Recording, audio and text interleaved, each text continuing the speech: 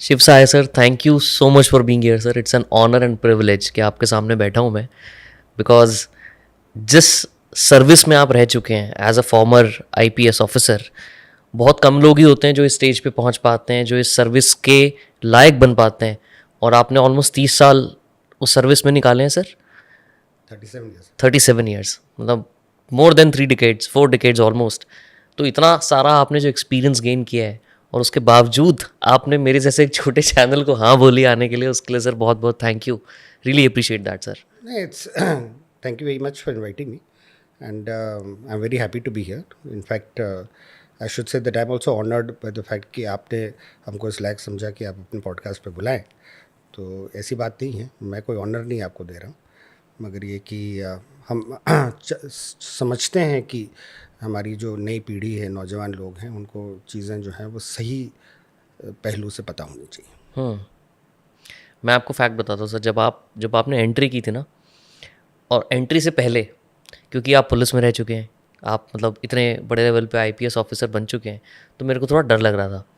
और जब आप एंटर भी किए, तो मैं थोड़ा सा नर्वस फील कर रहा था और इंटिमिडेटेड फील कर रहा था कि यार सर तो पुलिस में इतने बड़े लेवल पे रह चुके हैं, कैसे मुझे प्रेजेंट करना है उनके सामने, कितना कंफर्टेबल होकर बात करना है।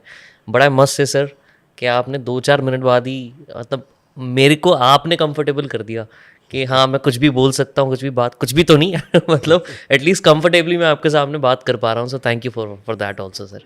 No, no, it's our duty to address youngsters like you, so that आप लोग जो हैं वो हम लोग से कुछ सीख पाएँ, जितना भी हम लोग सिखाने लायक हैं। Thank you sir. आप ये एज्यूम कीजिए आज के पूरे एपिसोड में कि मेरे को कश्मीर के बारे में कुछ नहीं पता। Okay? मतलब I am like a 10 year old sitting in front of you who is genuinely curious to understand कि कश्मीर की सिचुएशन में हुआ क्या, कहाँ से प्रॉब्लम वो शुरू हुई, और अभी क्या सिचुएशन है। देन एंड नाउ अगर हम बात करें कश्मीर की, तो मैं बहुत क्यूरियस हूँ, समझना चाह रहा हूँ इन डेप्थ। और क्योंकि आपने इतना टाइम वहाँ पे बिताया है, तो मैं आपसे सीखना चाह रहा हूँ। तो पहले सर इससे शुरू करेंगे हम कि कश्मीर का जो मुद्दा है वो हुआ कहाँ से शुरू, और क्या रीज़न था कि कश्मीर आज जहाँ पे है वहाँ पे है। एक ज़माने में कुछ हिस्टोरियंस ने ये कोशिश की थी कि हम वर्ल्ड वॉर 2 के कॉजेज़ पता करें। ठीक है, तो when they wanted to investigate the causes of world war 2, they reach the garden of Eden, मतलब एडम एंड ईव तक पहुंच गए। तो ह्यूमन अफेयर्स के अंदर कोई ऐसा टाइम नहीं होता है जो हम कहें कट ऑफ डेट है। वो एक फ्लो में चलता है और हर एक की एक वजह होती है। हमको ये कश्मीर के बारे में समझना चाहिए कि वो एक सेंटर था हिंदू एंड बुद्धिस्ट लर्निंग का। और जब वो हम उसको सेंटर कहते हैं, तो वहाँ पे जो थर्ड बुद्धिस्ट काउंसिल हुई थी कनिष्क के ज़माने में, दैट वो महायान बुद्धिज़्म जो है वो it went travelled all over. वो अफ़गानिस्तान भी गया, चाइना भी, तिब्बत भी गया, रीच चाइना ऑल्सो।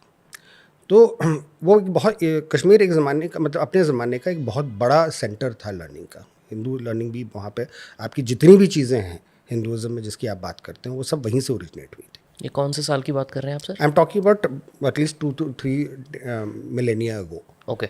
उसके बाद वहाँ पे कन्वर्जन होता है 12th सेंचुरी में। धीरे धीरे वैली जो है इस्लाम को, मुसलमान कन्वर्ट होती है। और उसके बाद, मगर उस पूरे खेल में जो एक बात होती है वो ये है कि कश्मीर का कभी भी कोई रूलर जो है इंडिजिनस नहीं था। कभी वो दर्दी था, जैसे जो लास्ट कश्मीरी रूलर जिसके लिए कहते हैं यूसुफ शाह चक, ही वॉज अ दर्दी, नॉट अ कश्मीरी मुस्लिम। तो कश्मीर की एक प्रॉब्लम हमेशा रही है उनकी साइकी में कि उनको कभी भी अपना रूल जो है वो कभी नहीं मिला। और उनको एक शक जो है हमेशा दिल्ली पर रहा अकबर के ज़माने से, क्योंकि यूसुफ शाह चक को अकबर ने बुला के, मतलब समझौते के लिए बुलाया था और उनको पकड़ के बिहार में भागलपुर में जाके एग्जाइल कर दिया था। उनकी कब्र आज भी वहाँ पे है। तो ये एक पिक्यूलियर रिलेशनशिप रहा है कश्मीर का, और उसकी बड़ी वजह ये रही कि वो एक बहुत स्ट्रेटेजिक टेरिटरी है। स्ट्रेटेजिक कैसे? मतलब अगर आप कश्मीर को देखिए तो आज की कॉन्टेक्स्ट में it is on the underbelly of China, underbelly of what used to be Soviet Union. Correct. It's also next to West Asia, Afghanistan, वहाँ से फिर आप बढ़िए ईरान, इराक वगैरह की तरफ। तो और ऑफ कोर्स सब कॉन्टिनेंट के हेड सर पे बैठा हुआ है। तो इसकी एक बड़ी स्ट्रेटेजिक लोकेशन है। अगर हम आज के कॉन्टेक्स्ट में लाना चाहें तो अगर हम उस बैकग्राउंड को देखते हुए हम अगर पार्टीशन तक आएँ, जहाँ से ये प्रॉब्लम शुरू होती है, तो पार्टीशन इंडिया का क्यों हुआ था? अब लोग आपको कहेंगे कि साहब हिंदू मुस्लिम की प्रॉब्लम थी, जिन्ना और नेहरू की आपस में नहीं बनी, पटेल की, but that was just the dynamics of a situation at that time. But उसकी रियल वजह ये थी कि ये तो बात बड़ी साफ थी कि किसी न किसी दिन अंग्रेज जाएंगे। साफ थी ये, क्योंकि 1857 की म्यूटनी के बाद इट वाज वेरी क्लियर कि that the day the Indian population rises the British would have to leave. तो ये उनको भी पता था। अब क्या होता है कि जब ब्रिटिश कॉलोनी इस्टेब्लिश हो जाती है 1858 में और ब्रिटिश गवर्नमेंट टेक ओवर कर लेती है फ्रॉम ईस्ट इंडिया कंपनी, तो एक उन्होंने कॉलोनियल रूल इस्टेब्लिश करा है। उस कॉलोनियल रूल को इस्टेब्लिश जब किया तो एक इंसिडेंट होता है 1905 में, that is called the partition of Bengal. Partition of Bengal को बहुत वेहमेंटली अपोज किया था उस वक्त की कांग्रेस पार्टी ने। And Congress party at that time was not a political party alone, it was actually a movement. तो हम उसको कांग्रेस मूवमेंट कह सकते हैं। तो दैट उसने अपोज किया था। वो जब अपोजिशन हुआ तो जो मुस्लिम एलीट थी, जो नवाब थे, जैसे नवाब ढाका थे, राजा महमूदाबाद थे, ये लोग जो थे ये थोड़े से घबरा गए। क्योंकि उनको जो फ्यूडल एरिस्टोक्रेसी थी, चाहे हिंदू थी या मुसलमान थी, उनको ब्रिटिश रूल के साथ बड़ा कंफर्टेबल अरेंजमेंट था। वो अपने स्टेट्स में अपनी मनमानी करते रहते, तो उधर से अंग्रेज़ों की प्रोटेक्शन होता था, वो अपनी हुकूमत आराम से चला रहे थे। और 1905 के एजिटेशन में क्या हुआ कि जब उन्होंने ये देखा कि the British were challenged by a political movement and had to reverse his decision, then they realised कि ये जो कांग्रेस पार्टी है, it's a Hindu majority party, and if they come to power तो हम लोग की पोजीशन वहाँ क्या होगी। तो 30 दिसंबर 1905-6 में एक मुस्लिम एजुकेशन सोसाइटी की मीटिंग होती है ढाका में, एंड उस मीटिंग में they decide to create a political party which was called the All India Muslim League. उससे पहले क्या होता है कि जब ये मूवमेंट होता है तो उस वक्त वाइसरॉय थे लॉर्ड मिंटो, उनके पास ये लोग गए और उन्होंने कहा कि हमको आप लोगों ने हुकूमत हमसे छीनी थी तो हमें वापस करिएगा। तो उन्होंने कहा कि साहब ये पॉसिबल नहीं हो पाएगा, बट अगर if you want to look after Muslim interest तो then you create a political party. अब फ़र्क ये था कि Muslim League was a party that looked after more the interest of the Muslim elite, and the Congress party was an umbrella organisation जो सबको साथ लेके चलती थी। वहाँ पे मुसलमान भी था, ब्राह्मण भी था, ठाकुर भी था, बनिया भी था, दलित भी था, मतलब उसमें ट्राइबल्स भी थे, मतलब हर किस्म का आदमी था, क्योंकि वो एक अम्ब्रेला ऑर्गेनाइजेशन थी। तो उस वजह that is the reason for the creation of the Muslim league. अब आ गया इशू पार्टीशन का। तो वर्ल्ड वॉर 2 के बाद ये मतलब अमेरिकन का प्रेशर था अंग्रेज़ों पे कि सब आपने मतलब 5 करोड़ लोग मर गए हैं पूरी दुनिया में, पूरा यूरोप तबाह हो गया है लिबर्टी के नाम पे, कि आपने फैसिज्म से लड़ाई करी, हिटलर को हटाया, मसोलिनी को हटाया, जापानीज़ को हटाया, इसलिए क्योंकि आपने कहा कि साहब ये हम लिबर्टी के नाम पे लड़ाई लड़ रहे हैं और आप खुद कॉलोनीज रख रहे हैं, तो आप इसको आज़ाद करिए। तो पहले तो ये था कि साहब India as a united India आज़ाद हो, क्योंकि तब तक थ्रेट ऑफ कम्युनिज्म आने लगा था। तो ये नहीं चाहते थे कि कोई मतलब इंडिया जो है किसी मतलब तरीके से कम्युनिस्ट फोल्ड में चला जाए, क्योंकि पॉलिसीज कांग्रेस की भी थोड़ी सी लेफ्टिस्ट ही थी। तो उनको ये खतरा था अमेरिकन्स को। हाँ, अमेरिकन्स को। तो मगर क्या हुआ था कि 1939 में जब वॉर चल रही थी और the British government in India ने वॉर डिक्लेयर कर दी, डिस्पाइट द फैक्ट कि कांग्रेस मिनिस्ट्रीज थी और उनसे कंसल्ट किए बगैर उन्होंने वॉर डिक्लेयर कर दी। तो उन्होंने ये कहा कि साहब ये कौन सा तरीका है, जब हम लोग एक इलेक्टेड आपने रिप्रेजेंटेटिव बॉडी बनाई है तो आपने हमारे कंट्री को कैसे कमिट कर दिया फॉर वॉर जब आपने हमसे पूछा ही नहीं। तो उस वक्त कांग्रेस मिनिस्ट्रीज ने रिज़ाइन कर दिया था। तो फिर अंग्रेज़ गए अमेरिकन के पास, उन्होंने कहा कि साहब देखिए इंडिया को पार्टीशन करना ही पड़ेगा क्योंकि हम कांग्रेस को ट्रस्ट नहीं कर सकते। So then a strategic territory was created which is what you called Pakistan today. Pakistan का जो ज्योग्राफी है वो अगेन वेरी स्ट्रेटेजिकली इंपॉर्टेंट है, क्योंकि वो भी like Kashmir is sitting on the underbelly of China, और at that time what was the Soviet Union. अब मैप देखें तो वो है और इंडियन ओशन के ऊपर बैठा हुआ है बिल्कुल, और ऑयल प्रोड्यूसिंग कंट्रीज़ के बिल्कुल बगल में। राइट. ठीक है. इनफैक्ट बलूचिस्तान एक टाइम पे was part of the kingdom of Oman. ये तो आई थिंक 50s में कहीं पाकिस्तान ने खरीदा था. एक टाइम पे वो हमें भी ऑफर हुआ था, मगर देन पाकिस्तान बॉट इट. मतलब पाकिस्तान का क्रिएशन और ये जो स्ट्रेटेजिक डिसीजंस थे उस टाइम के ये थे. नाउ इस कॉन्टेक्स्ट में, इस बैकग्राउंड में कश्मीर में क्या हो रहा होता है कि parallel to India's freedom movement वहाँ पे मुस्लिम मेजॉरिटी स्टेट था, तो कश्मीरीज ने महाराजा के खिलाफ रिवोल्ट करना शुरू किया. तो जब महाराजा के खिलाफ रिवोल्ट करना शुरू किया तो अलॉन्ग साइड, जैसे हम लोग के टाइम पे जहाँ पे हमारा सिविल डिसोबीडियंस मूवमेंट चल रहा था 1931 में, उनके यहाँ पे एक रीडिंग रूम पार्टी खड़ी हुई और क्विट कश्मीर मूवमेंट शुरू हो गया. अच्छा. एंड 1932 में they created what was called the Muslim conference. Muslim conference. Okay. But by that time in between क्या होता है कि नेहरू जी की शेख अब्दुल्ला से दोस्ती हो जाती है, क्योंकि नेहरू जी के दिमाग में ये था कि कश्मीर जो है वो हमेशा कि ये हिंदुस्तान के साथ आना चाहिए. तो दोस्ती होती, तो उनने उनसे कहा कि साहब, because by 1932-33 possibility of partition was already becoming real. ये सबको पता था, कोशिश की गई, मतलब 47 में जाके हुआ है. मगर वो इसके इंडिकेशंस आने लगे थे 32 में कि ये हो सकता है. अच्छा. तो उनने शेख अब्दुल्ला से कहा कि साहब आप पंजाबी डोमिनेटेड पाकिस्तान अगर कभी बनता है तो उसमें आप क्या करेंगे. और आज भी अगर आप देखें तो पाकिस्तान की ज़्यादा प्रॉब्लम इसलिए कि it is dominated by the Punjabis. And in fact Punjab का 60% portion of united Punjab went to Pakistan. Correct.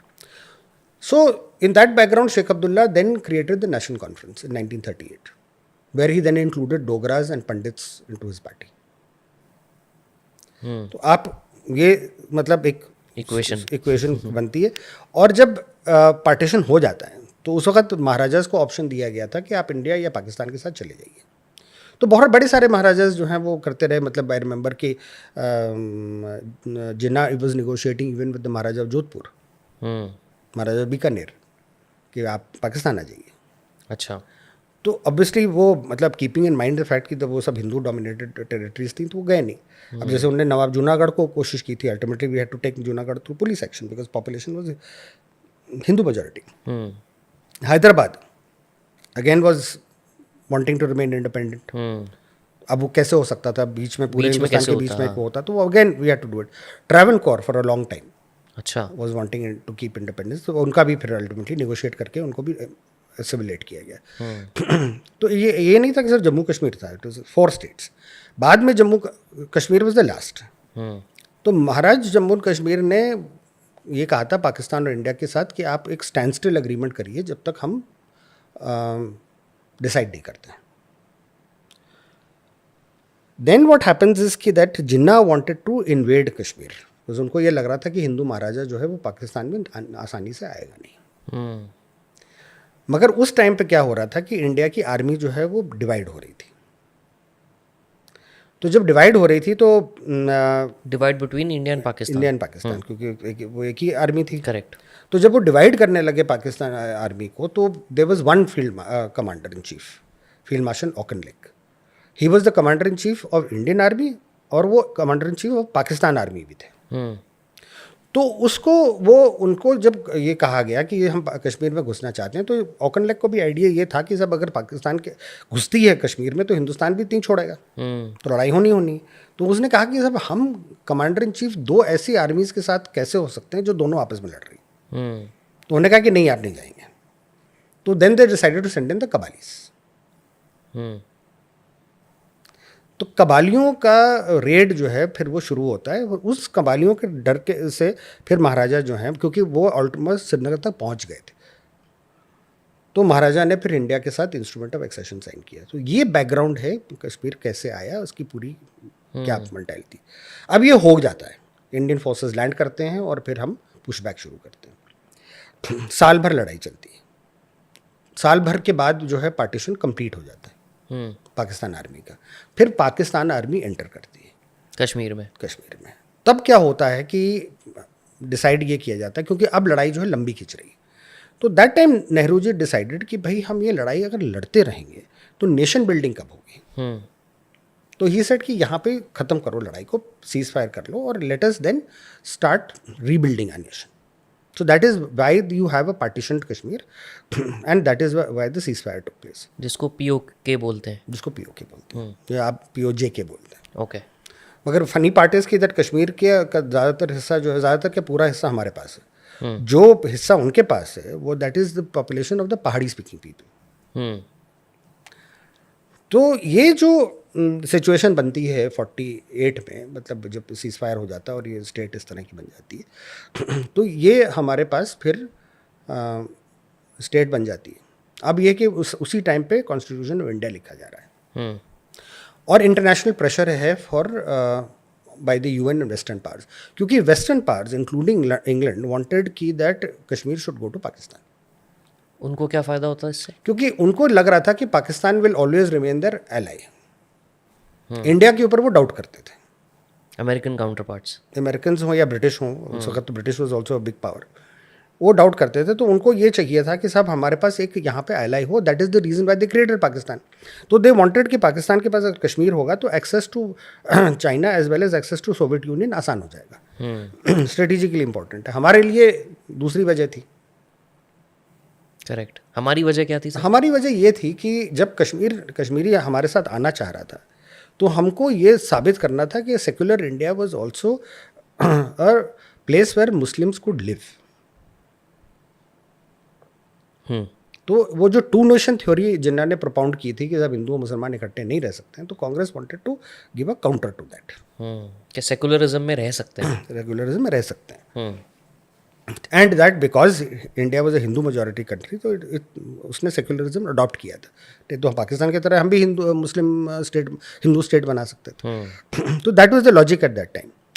अब ये एक बड़ा सवाल लोग उठाते हैं कि साहब उस वक्त why did we go to the UN. अब अगर हम यूएन ना जाते तो वहाँ पे एक बहुत बड़ा सवाल ये उठता कि यूएन फोर्सेस एंटर ना कर जाती.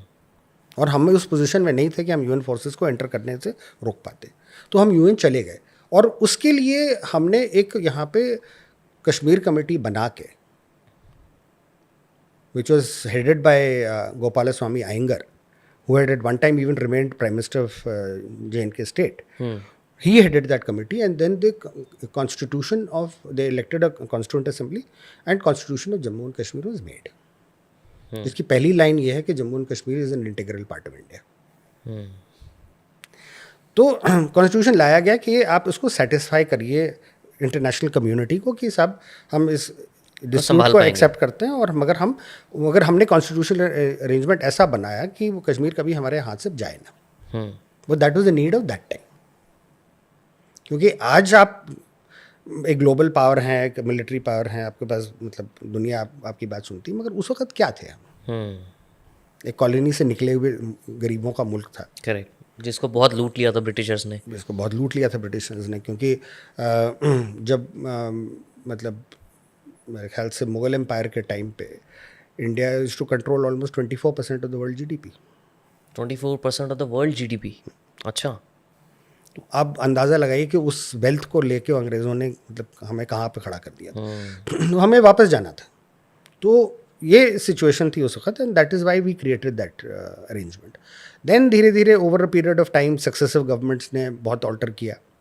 जैसे पहले स्टेट के अंदर प्राइम मिनिस्टर और सदर रियासत कहलाते थे, वज़ीर आज़म और सदर रियासत जम्मू कश्मीर कॉन्स्टिट्यूशन में. उसको डाइल्यूट करके मतलब गवर्नर और चीफ मिनिस्टर बनाया गया.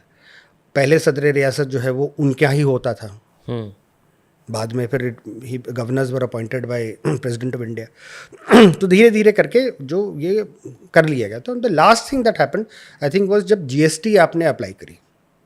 तो जब GST अप्लाई हो गई देन मीन्स कि इकोनॉमिक इंटीग्रेशन आपने कर दिया. करेक्ट. जब इकोनॉमिक इंटीग्रेशन हो जाता है तो फिर बाकी तो इस मतलब पॉलिटिकल इंटीग्रेशन के उतने मीनिंग रहते नहीं. Ultimately politics is all about economics. Correct. तो that had process has already taking place. So GST से पहले भी तो हमारा इकोनॉमिक इंटीग्रेशन था. नहीं, GST is a unifying integration ना, बिकॉज आपने फिर सभी के टैक्सेशंस और आपने फंड एलोकेशन जो है वो सेंट्रलाइज कर दिया ना. पहले तो हर स्टेट का अलग वैट होता था. किसी में महाराष्ट्र का मुझे याद है कि उस टाइम पे अलग होता था बिल्कुल ही, कि अगर आप महाराष्ट्र जा रहे हो तो आपको अलग एक्स्ट्रा टैक्स बोलते थे, मेरे को नाम नहीं आता. वैट तो था ही एक, और एक्सरसाइज करते थे ना. एक्सरसाइज भी करते थे. एक्साइज ड्यूटी जो है ना एक्साइज ड्यूटी वो लगती प्लस एक और टर्म थी सर, और मैं भूल रहा हूँ वो चीज़, Okay. वो सिर्फ महाराष्ट्र जाने में, पुणे जाने में स्पेसिफिकली होता था. Okay, I'm not There aware, was so but, many but ambiguities every around state it. had its own local laws. Correct. Now, this is the general background to what how it became part of it, and जो ये बड़े सवाल उठते हैं कि 370 क्यों हुआ, Jammu and Kashmir constitution क्यों आया, 35 ये क्या हुआ, ये इसके ये बैकग्राउंड थे. 35 का बैकग्राउंड मैं आपको बता दूं कि it came by presidential order in 1956. क्या है 35 से? 35 से कुछ नहीं था, वो इट इज बेसिकली ये कह रहे था कि the laws of the Maharaja that existed prior to 1947 that would apply to the state of Jammu and Kashmir. कोई एग्जाम्पल जो जिसपे एक्चुअली पूरा डिस्प्यूट उठा वो that was rights of women's rights to property. But basically क्या हुआ था कि जब ये स्टेट बनी है 1860 में after the treaty of Amritsar, जब अंग्रेज़ों ने जो सिख किंगडम है उसको टेक ओवर किया था, तो उस वक्त राजा जम्मू गुलाब सिंह वो बेसिकली वो एक महाराजा रंजीत सिंह की फ़ौज में एक सिपाही थे, और उनके दोनों भाई भी थे. उनके जो बड़े भाई थे ध्यान सिंह, वो अपनी काबिलियत की वजह से he had become prime minister of the six state. And after Ranjit Singh's death also, Dhyan Singh had a major role to play in the politics.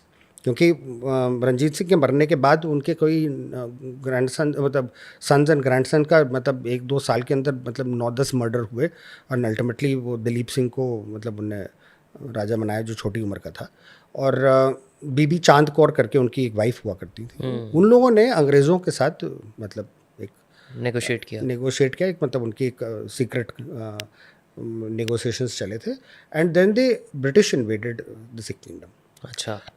जब सिख किंगडम इन्वेड कर लिया तो जब उन्होंने टेरिटरीज टेक ओवर की तो east India company के खर्चे बहुत हो गए थे ये लड़ाइयाँ लड़ते लड़ते. तो अब उनको पैसे की ज़रूरत थी, तो उनने कश्मीर का जो है हिस्सा था वो उनने राजा गुलाब सिंह को बेचा था 75 लाख रुपए में. अच्छा, उस टाइम पे 75 लाख में पूरा कश्मीर? पूरा कश्मीर. अच्छा. तो basically the state of Jammu and Kashmir was purchased by, और rather Kashmir was purchased by the Raja of Jammu 1860. एंड उसके बाद उसको चुनने टेरिटरीज लद्दाख की तिब्बत से ली थी. तो 1905 तक उनके कॉन्क्वेस्ट शुरू होते रहे. बाद में फिर अंग्रेज़ों ने उनको रोका था ये कहते हुए कि सब हमारे लिए स्ट्रेटेजिकली डिफिकल्ट हो रहा है. So this is the background of the creation of this what is now the state of Jammu and Kashmir. तो पार्टीशन का आपको मैंने बता दिया कि वो कबालीज के रेट से क्या हुआ. Correct. Now when you come back to our current problem actually started in 1953. 1953 में क्या होता है कि दैट क्योंकि this entire discussion was going on about ये plebiscite, the fate of Jammu and Kashmir has not been decided, यहाँ पे प्लेबिसाइट होनी है. तो ये सब UN रेजोल्यूशन इम्प्लीमेंट करिए, क्योंकि UN रेजोल्यूशन 2 हैं.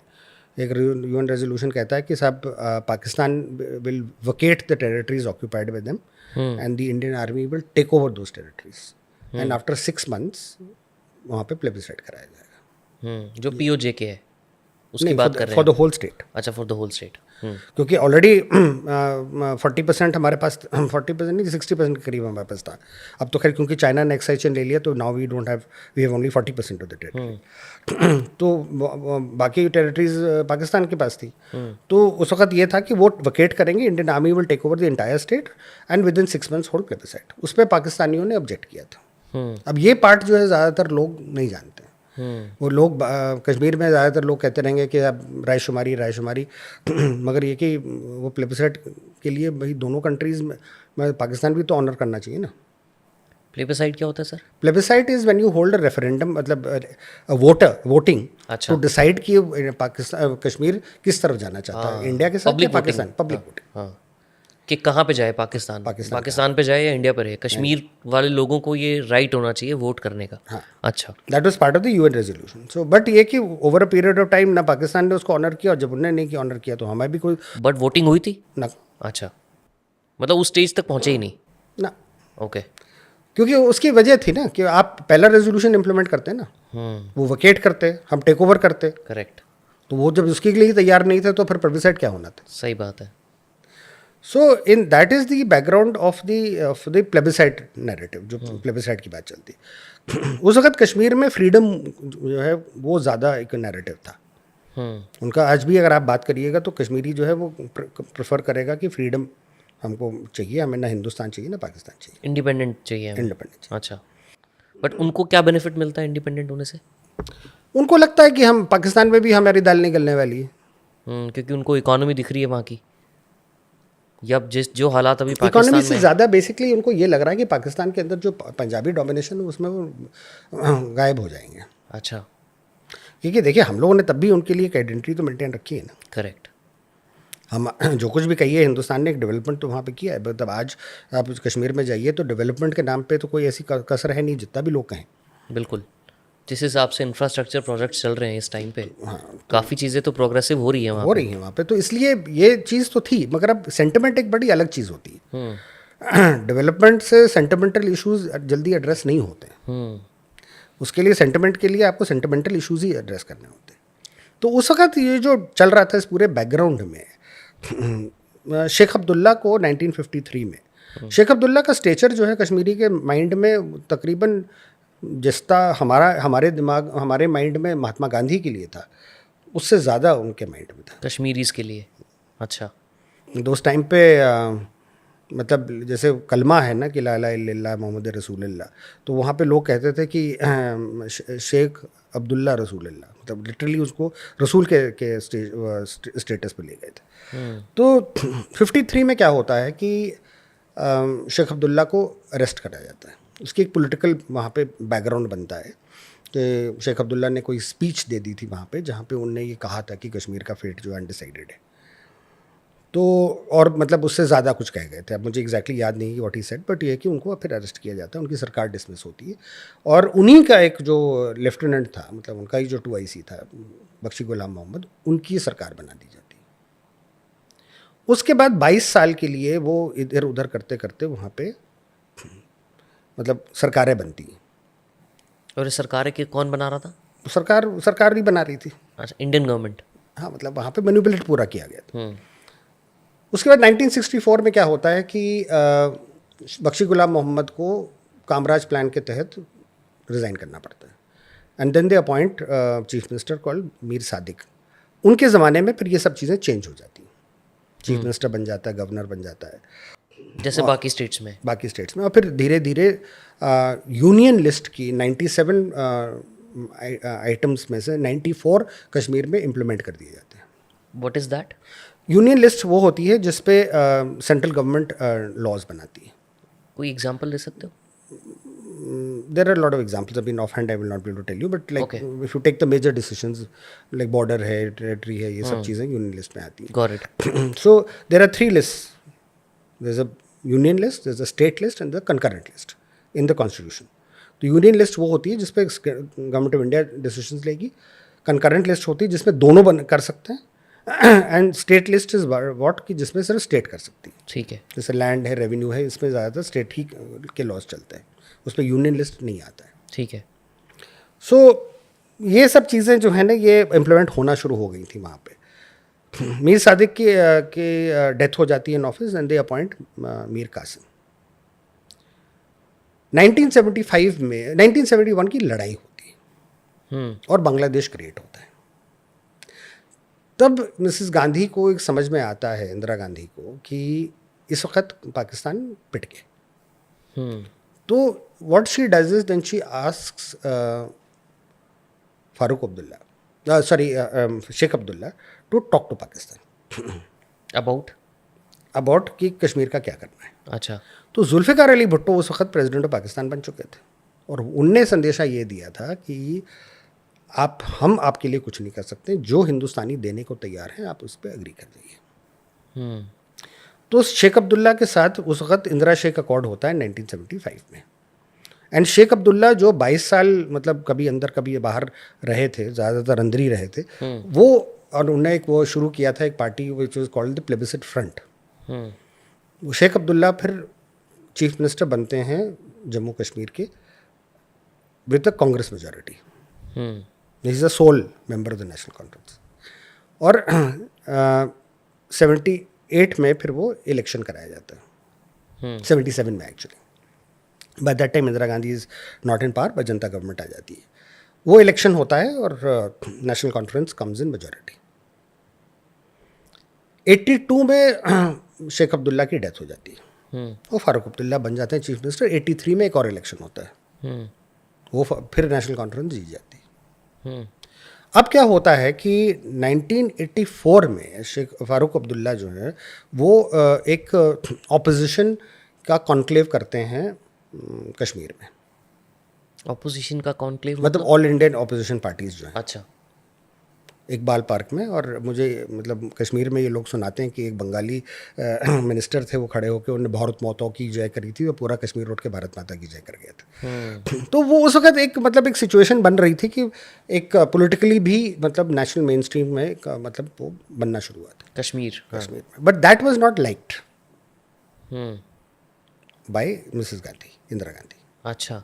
And then what they did was that they broke away 11 MLAs of the National Conference, supported it with the Congress MLAs of Jammu and Kashmir, and formed a government under Ghulam Mohammad Shah, who was Farooq Abdullah's brother-in-law. And actually trouble जो है वहाँ से शुरू होती है. Okay.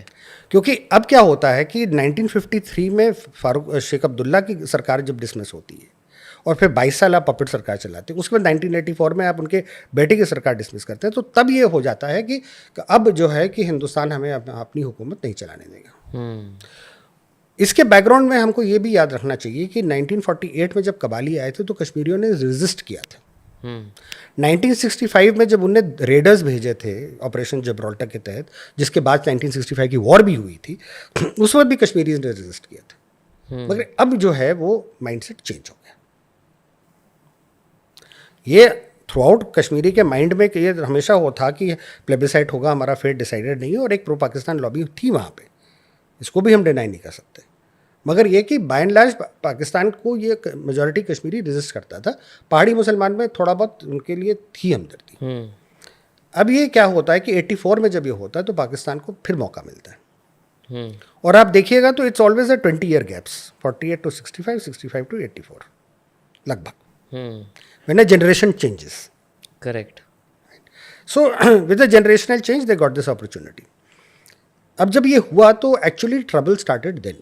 And it's an interesting episode कि एक film चल रही थी lion of the desert, Anthony Quinn की मूवी है, which is based on a Libyan liberation leader called Omar Mukhtar. वो बड़ी पॉपुलर थी. उसकी स्क्रीनिंग के बाद जो है वो पूरे सिनेमा हॉल में anti Sheikh Abdullah, anti India नारे लगने लगे कश्मीर में. उस सिनेमा हॉल में रीगल सिनेमा था, पैलेडियम मतलब रीगल चौक में. और वो नारे लगते हैं, वो लोग बाहर निकल के आते हैं, फिर वो लॉ एंड ऑर्डर सिचुएशन करती है. And that is one of the triggering events. तो ये सब जब हो जाता है तो वो एक वहाँ पे मतलब एक जनरल सी मतलब अपसर्ज होने लगता है. बहुत सारे मतलब प्रोटेस्ट होने लगते हैं, राइटिंग होने लगती है. एंड गुलशाह की हुकूमत मेरे ख्याल से 14-15 महीने चली. उसमें मेजॉरिटी टाइम कश्मीर जो है कर्फ्यू में ही था. तो कश्मीरी मजाक में उनको गुल कर्फ्यू कहने लगे थे. तो अब ये बैकग्राउंड बनता है. फिर Gulshah's government is dismissed again after 15 months. And then in 87 what happens is the Congress forces the National Conference into an alliance. अच्छा. Alliance between Congress and National Conference. Okay. अब उसकी ऑपोजिशन में जब दो मेजर पॉलिटिकल पार्टी जब अलाई करती हैं तो एक वैक्यूम क्रिएट होता है. तो उस वैक्यूम में एक मुस्लिम यूनाइटेड फ्रंट खड़ी हो जाती है. और वो मुस्लिम यूनाइटेड फ्रंट जो खड़ी होती है वो अब उस पर आ जाता है. अब वहाँ पे क्या होता है कि लोगों को डर लगने लगता है कि शायद मुस्लिम यूनाइटेड फ्रंट अगर सीट्स ज़्यादा ले गई तो कहीं ये ना हो कि कोई असेंबली में ऐसी रेजोल्यूशन आ जाए जो आज़ादी की बात करे या कुछ ऐसा हो जाए. तो इलेक्शंस में एलिगेशंस होते हैं कि वो रिग की जाती है. अच्छा. ओके. तो वो रिगिंग ऑफ इलेक्शंस इन 87 जो है उसका वो ट्रिगरिंग पॉइंट बनता है फॉर दिस मिलिटेंसी. ये तो आप सच ही बोल रहे थे जब आपने शुरुआत किया था कि कोई एक इंसिडेंट नहीं है. There are series of incidents that have happened So that what happens is that with that rigging of the elections, the credibility of Farouk's government, Farooq Abdullah chief minister बनते हैं, उनकी गवर्नमेंट की credibility जो है बहुत क्वेश्चनेबल होती है और उसके खिलाफ बहुत प्रोटेस्ट होते हैं by the Kashmiris. By the Kashmiris. और एक पर्टिकुलर इंसिडेंट है कि जहाँ पे कहते हैं कि अमीरा कदल कंस्टिट्यूंसी में Farooq Abdullah's brother in law Mohiuddin Shah was contesting and मतलब वो कहते हैं कि लिटरली शाम तक वो हार रहा था और फिर अचानक वो जीत जाता है. और जो उनका ओपोनेंट था उसका नाम था सैयद यूसुफ शाह. और ये कहते हैं कि वो शेरगढ़ी पुलिस स्टेशन में ले जाके उनकी कुटाई भी होती है और उनके पॉलिटिकल एजेंट्स की भी. Now in today's context you know Yusuf Shah as Syed Salahuddin who is the chief of the Hizbul Mujahideen, Kashmir biggest militant organisation. दूसरा नाम मैं आपको बता दूं, वो था यासीन मलिक, उनका पॉलिटिकल एजेंट था जिसने जाके JKLF बनाई कश्मीर में. JKLF तो खैर बन चुकी थी बट जो उसने JKLF को चलाया कश्मीर में. तो ये आप देखिए कि पॉलिटिकल जो डिनायल था, पॉलिटिकल इंटरफेरेंस था, उससे मिलिटेंसी कैसे क्रिएट होती. आपने अपराइजिंग तो खुद ही उठते हुए देखी होगी जब आप वहाँ थे. तो अब क्या होता है कि वहाँ पे वो पॉपुलेशन के अंदर रिवोल्ट होता है और पाकिस्तान को अपॉर्चुनिटी मिलती है. वो नौजवान लड़के जो हैं वो यहाँ से इनवाइट करते हैं, उनको ट्रेनिंग देते हैं, उनको भेजते हैं और उन क्राउड्स के अंदर जो है वो जो बड़ी बड़ी क्राउड्स निकलती हैं उसके अंदर आपको वेपन के साथ भी मिलिटेंट्स दिखाई देते हैं. तो this is when the trouble starts. So this ये शुरू हो जाता है लेट 88-89 में और 90s में करीब ये पीक पे आ जाता है. जो इंसिडेंट्स बहुत होने लगते हैं. फिर then there is a push back, forces आ जाती हैं, फिर क्राउड कंट्रोल होता है, फिर मिलिटेंट्स मारे जाते हैं. तो फिर धीरे धीरे धीरे over a period of time situation में सैनिटी आने लगती है. एक इम्पॉर्टेंट ओकेजन आता है इन 1994 जब जम्मू कश्मीर पुलिस की स्पेशल ऑपरेशन ग्रुप्स फॉर्म होते हैं. तो इंटेलिजेंस का फ्लो जो है वो थोड़ा अच्छा होने लगता है operationally. Then that becomes a turning point. But the and फिर उसके बाद धीरे धीरे धीरे धीरे एक ऑर्गेनाइजेशन से दूसरे करते करते करते करते मतलब दैट्स एन ऑपरेशनल डिटेल जहाँ security forces can gain the upper hand. इस बीच में बहुत सारी इंसिडेंट्स होते हैं. सीजर हजरत बल होता है, शरार शरीफ जलता है, ये सब चीज़ें होती रहती हैं. फिर आपका एक और टर्निंग पॉइंट आता है that is the election of 2002. 2002 में क्या होता है कि तब तक Mufti Sayeed has created a new political party which is called the people's democratic party, PDP.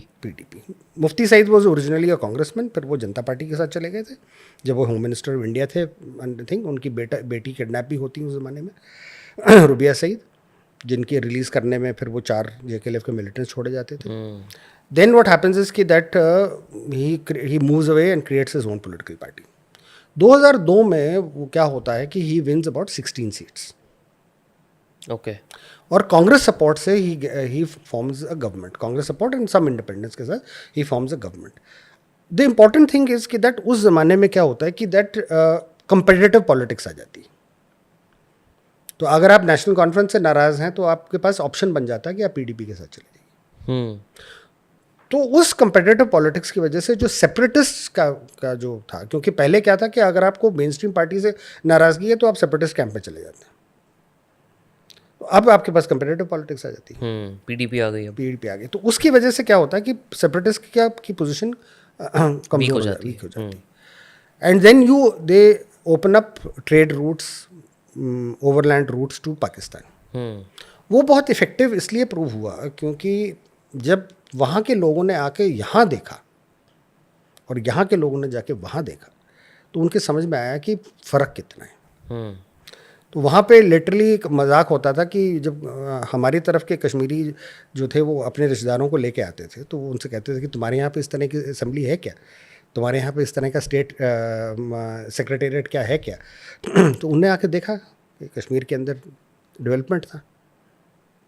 POK के अंदर तो मतलब बहुत बुरी हालत है, आज भी बहुत बुरी हालत है. हमारे यहाँ पे कम से कम इलेक्टेड गवर्नमेंट थी, चीफ मिनिस्टर था, चीफ मिनिस्टर अपने डिसीजंस लेता था. कभी कभी चीफ मिनिस्टर जो है सेंट्रल गवर्नमेंट को डिफाई भी कर लेता था. पाकिस्तान के अंदर वो कितना भी उसको आज़ाद कश्मीर कहते हैं, एक जॉइंट सेक्रेटरी है, वो भी मिलिटेंट्स पाकिस्तान के अंदर गवर्नमेंट में एक जॉइंट सेक्रेटरी है जो पाकिस्तान की गवर्नमेंट POK की गवर्नमेंट चलाता है. अच्छा। तो उनने फ़र्क देखा, यहाँ पे तो मतलब कहने के लिए वो आज़ाद थे, मगर वो it was administered by a ministry इन पाकिस्तान। यहाँ पे तो आज़ाद थे वो, यहाँ पे तो एक्चुअली आज़ादी थी उनको, क्योंकि यहाँ पे तो चीफ मिनिस्टर उनका अपना था। खुद के यहाँ से उठा हुआ था। करेक्ट। तो उसका एक बड़ा अच्छा इम्पैक्ट पड़ा साइकोलॉजिकली। तो आप देखिएगा कि उसके बाद जो है वो डिक्लाइन मिलिटेंसी में, स्टेटिस्टिक्स में बड़ा रैपिड होता है। डिक्लाइन तो हो ही रहा था, बट साइकोलॉजिकली जो वो इम्पैक्ट हुआ उससे काफ़ी और ज़्यादा स्पीड से और डिक्लाइन स्पीड हुआ। से डिक्लाइन हो गया। अब ये कि सेंटिमेंट को निकलते निकलते निकलते निकलते टाइम लगता है। तो if we are able to successfully create emotional and economic linkages, then तो सॉल्व हो सकता है मतलब। तो आप इंटीग्रेशन क्रिएट कर सकते हैं। बाकी ये है कि भाई आपके बॉर्डर्स हैं पाकिस्तान के पास। अब जैसे रिसेंटली जो इंसिडेंट्स हुए हैं JNK के अंदर, वो ज़्यादातर पाकिस्तानियों ने किए हैं। अब टेक्नोलॉजी के यूज़ से वो इन्फिल्ट्रेशन तो कर लेते हैं, इधर उधर वो घूमते घामते इंसिडेंट्स कर लेते हैं। तो ये थोड़ा बहुत तो चलेगा, उसको भी कोशिश यही की जा रही है कि जितना हो सकता है वो ख़त्म किया जाए, और काफ़ी हद तक ख़त्म किया भी गया है। आप देखिएगा इंसिडेंट्स जो हैं वो बहुत कम हो गए, because highest number of incidents in Jammu and Kashmir वो पोस्ट 99 करगिल लड़ाई के बाद, जब एक साल में 2100 से ऊपर इंसिडेंट्स हुए थे। आप वहीं थे उस टाइम पे? अच्छा। और नाउ यू सी के that they are less than 100। तो जब सर ये 1999 जब आप बात कर रहे हैं, ऑलमोस्ट 2100 इंसिडेंट जब हुए थे, तब आपका पर्सनल वहाँ पे क्या एक्सपीरियंस हुआ करता था? पर्सनल एक्सपीरियंस क्या होगा, मतलब ये कि क्या देखते थे आप वहाँ पे होते हुए लोगों देखिए के साथ? हम लोगों का तो उस वक्त तक ये था कि भाई किसी तरीके से ये मिलिटेंसी को, मतलब मिलिटेंट्स को ढूंढ के और उनको ख़त्म करना था। अच्छा। और हमारी कोशिश ये होती थी अगर हम लोकल मिलिटेंट्स को किसी तरीके से वापस लाएं। मतलब वापस कश्मीर का पार्ट बनाए। नहीं, मतलब सोसाइटी में सोसाइटी अल्टीमेटली में, वो देवर हाँ। Part of the same society ना। हाँ। तो वो कोशिश हमारी ये होती थी कि इनको वापस लाया जाए, क्योंकि आप देखिए लड़ाई क्या है, लड़ाई तो मन की है ना। अगर हम उस आदमी का मन बदल दें, जो माइंड वॉश किया हुआ है उसका। हाँ, तो वो हमारा फिर दुश्मन रहता नहीं है। ओके। तो आपने ऐसे एग्जाम्पल्स अपने सामने होते देखे कि लोग वापस से सोसाइटी का पार्ट बनते थे? हाँ हाँ, अच्छा। मतलब बहुत सारे ऐसे इंस्टेंसेस थे, बल्कि आपकी इंटेलिजेंस फ्लो तो उसी से बेहतर हुई ना। करेक्ट। जो वापस सोसाइटी में आए वही आपको पूरे बाकी नेटवर्क का एक्सेस दे पाएंगे। नेटवर्क एक्सेस देते हैं, मगर देंगे इसकी दैट आपको उनको कन्विंस करना था ना कि वो गलत रास्ते पे थे। तो हम लोगों ने फॉर एग्जांपल वहाँ पे क्या किया था कि जैसे हमारा ऑपरेशनल हेडक्वार्टर था कार्गो, वो कार्गो इसलिए कहलाता था कि जब उसको शुरू किया गया तो कोई बिल्डिंग अवेलेबल नहीं थी, तो एयर इंडिया की कार्गो बिल्डिंग वहाँ खाली पड़ी थी, तो उसी में शुरू कर दिया गया था। तो उसका नाम ही कार्गो पड़ गया। आज भी बात करिएगा तो लोग कहेंगे कार्गो। वहाँ पे जब मैं IG कश्मीर था तो हम लोगों ने अपने, जैसे हमारे ऑफिसर्स भी सब मुस्लिम थे, तो हमने कहा कि सब आप जो हैं भी पढ़े लिखे मुसलमान हैं, ये मिलिटेंट तो उतना पढ़ा लिखा है भी नहीं, वो पढ़ा लिखा ही बहुत कम होता है। तो आप मतलब वो आपसे बड़ा मुसलमान कैसे हो सकता है? तो आप उससे बात करिए ना, आप उससे पूछिए कि क्या मोटिवेशन है उनका, और उनको कन्विंस करिए। And we were successful to a great degree. क्योंकि देखिए आपको अगर पॉपुलेशन अपने साथ रखनी है तो उसकी एक सेंस ऑफ ओनरशिप होती है। ओनरशिप डजंट मीन कि आप टेरिटरी के ओनर हैं, ओनर आप होते हैं लोगों के। व्हेन यू से यू ओन द पीपल, मतलब आप उनको एक्सेप्ट करें और वो आपको एक्सेप्ट करें। और वो आपको एक्सेप्ट करें। लड़ाई तो उतनी ही है। करेक्ट। तो वो एक्सेप्टेंस क्रिएट करने के लिए फिर आपको वो लिंकेजेस क्रिएट करने पड़ेंगे। और क्योंकि आप स्टेट हैं तो आपकी को स्टेट की तरफ से एक मैग्नेनिमिटी दिखानी होती। बट इन मिलिटेंट्स का नॉर्मली मॉडुलस ऑपरेंडी होता क्या था उस टाइम पे? कुछ स्पेसिफिक चीज़ आप ऑब्जर्व करते थे कि यार ये प्लेबुक है इनकी? देखिए मिलिटेंसी का प्लेबुक जो है वो basically was on the basis, देखिए कोई भी मिलिटेंसी हो कहीं पे भी हो, रेडिकलाइजेशन के बाद एक, मतलब रेडिकलाइजेशन जब होता है तो radicalisation takes place on the issue of identity. ठीक है, तो जैसे लोकल कश्मीरीज थे, मैं आपको पाकिस्तान की भी साइकोलॉजी बताऊंगा। जो लोकल कश्मीरीज थे उनके के यहाँ पे ये भर दिया गया था कि सब हमारे यहाँ पे हम कभी भी अपनी रूल नहीं कर सकते, हमारे ऊपर हिंदुस्तान जुल्म कर रहा है, एक नैरेटिव चलाया गया। अब जो वहाँ पे ज़्यादातर जो मतलब लुम्पन एलिमेंट होता है ना, एक अंग्रेज़ी कहावत है कि patriotism is the vast refuse of the scoundrel, क्योंकि और आप उसकी एग्जांपल्स मैं आप दूंगा। तो बेसिकली क्या होता है कि दैट ये जो लखेरा किस्म के लोग होते हैं ना, ज़्यादातर आपको ये नैरेटिव बहुत मिलेगा कि सब कश्मीरी पढ़ा लिखा था 90s में जो लोग मिलिटेंट बनने गए थे वो एक अच्छे पढ़े लिखे लोग थे, मगर उनका एक वो पॉलिटिकल कन्विक्शन था because of what happened in 87। But later on उसकी मतलब वहाँ पे ये इस तरह के लोग बहुत जुड़ गए थे। तो वहाँ पे मतलब ये कि रिलीजन के नाम पे, पॉलिटिक्स के नाम पे आपने एक आइडेंटिटी क्रिएट की। मेरे साथ ये क्यों हो रहा है? क्योंकि मैं कश्मीरी मुसलमान हूँ। मेरे साथ ये क्यों हो रहा है? क्योंकि मैं कश्मीरी मुसलमान हूँ। मतलब अगर आपकी गर्लफ्रेंड भी छोड़ के आपको चली गई तो अल्टीमेटली आपने यही सोचना था कि मैं कश्मीरी मुसलमान हूँ। तो मेरे साथ जाति क्यों हो रही? कश्मीरी मुसलमान।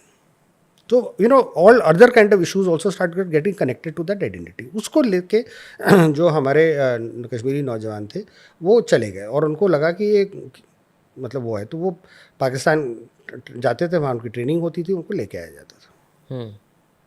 और यहाँ पे फिर उनको as a part of organisation जो है वो उनको आप टारगेट्स देते थे। फिर वो माइनॉरिटीज़ को भी टारगेट उनने किया, फिर उनने कश्मीरी पंडित्स को भी किया, कश्मीरी पंडित्स को भी किया, टारगेट किया उनने, फिर मुस्लिम्स को भी टारगेट किया। जो इवन मुस्लिम्स, हाँ देखिए, who were basically with the government. With the government, with the national party, जैसे नेशनल कॉन्फ्रेंस की पॉलिटिकल पार्टी, उसके बहुत सारे लीडर्स मारे गए। जैसे आज के जो करंट एमपी हैं श्रीनगर के, आगा रुहुल्ला, उनके फादर बड़े प्रोमिनेंट नेशनल कॉन्फ्रेंस के लीडर थे, एमएलए थे, सिटिंग एमएलए थे, तो उनको असैसिनेट किया, मार दिया गया। इस तरह से और भी बहुत सारी एग्जाम्पल्स हैं। तो मतलब ये नहीं कि सिर्फ वहाँ पे हिंदूज़ को ही मारा गया, तो Muslims killed in large number, police वाले बहुत मारे गए। अच्छा, ये एक वहाँ पे मतलब सिचुएशन क्रिएट हुई जो एक अपसर्ज वहाँ पे होता है। तो सर आप लोगों को इतना सब कुछ जब ये चल रहा था टर्मोइल, आप ट्रस्ट कैसे करते थे लोगों पे? मतलब क्योंकि आपको नहीं पता कौन किसके साथ है इन ए वे, और am I wrong in assuming that? Like how are you able to figure out who is with whom and किसकी सोच क्या है, किसकी आइडियोलॉजी क्या है, और कौन किस मोटिवेशन से चल रहा है इस टाइम पे?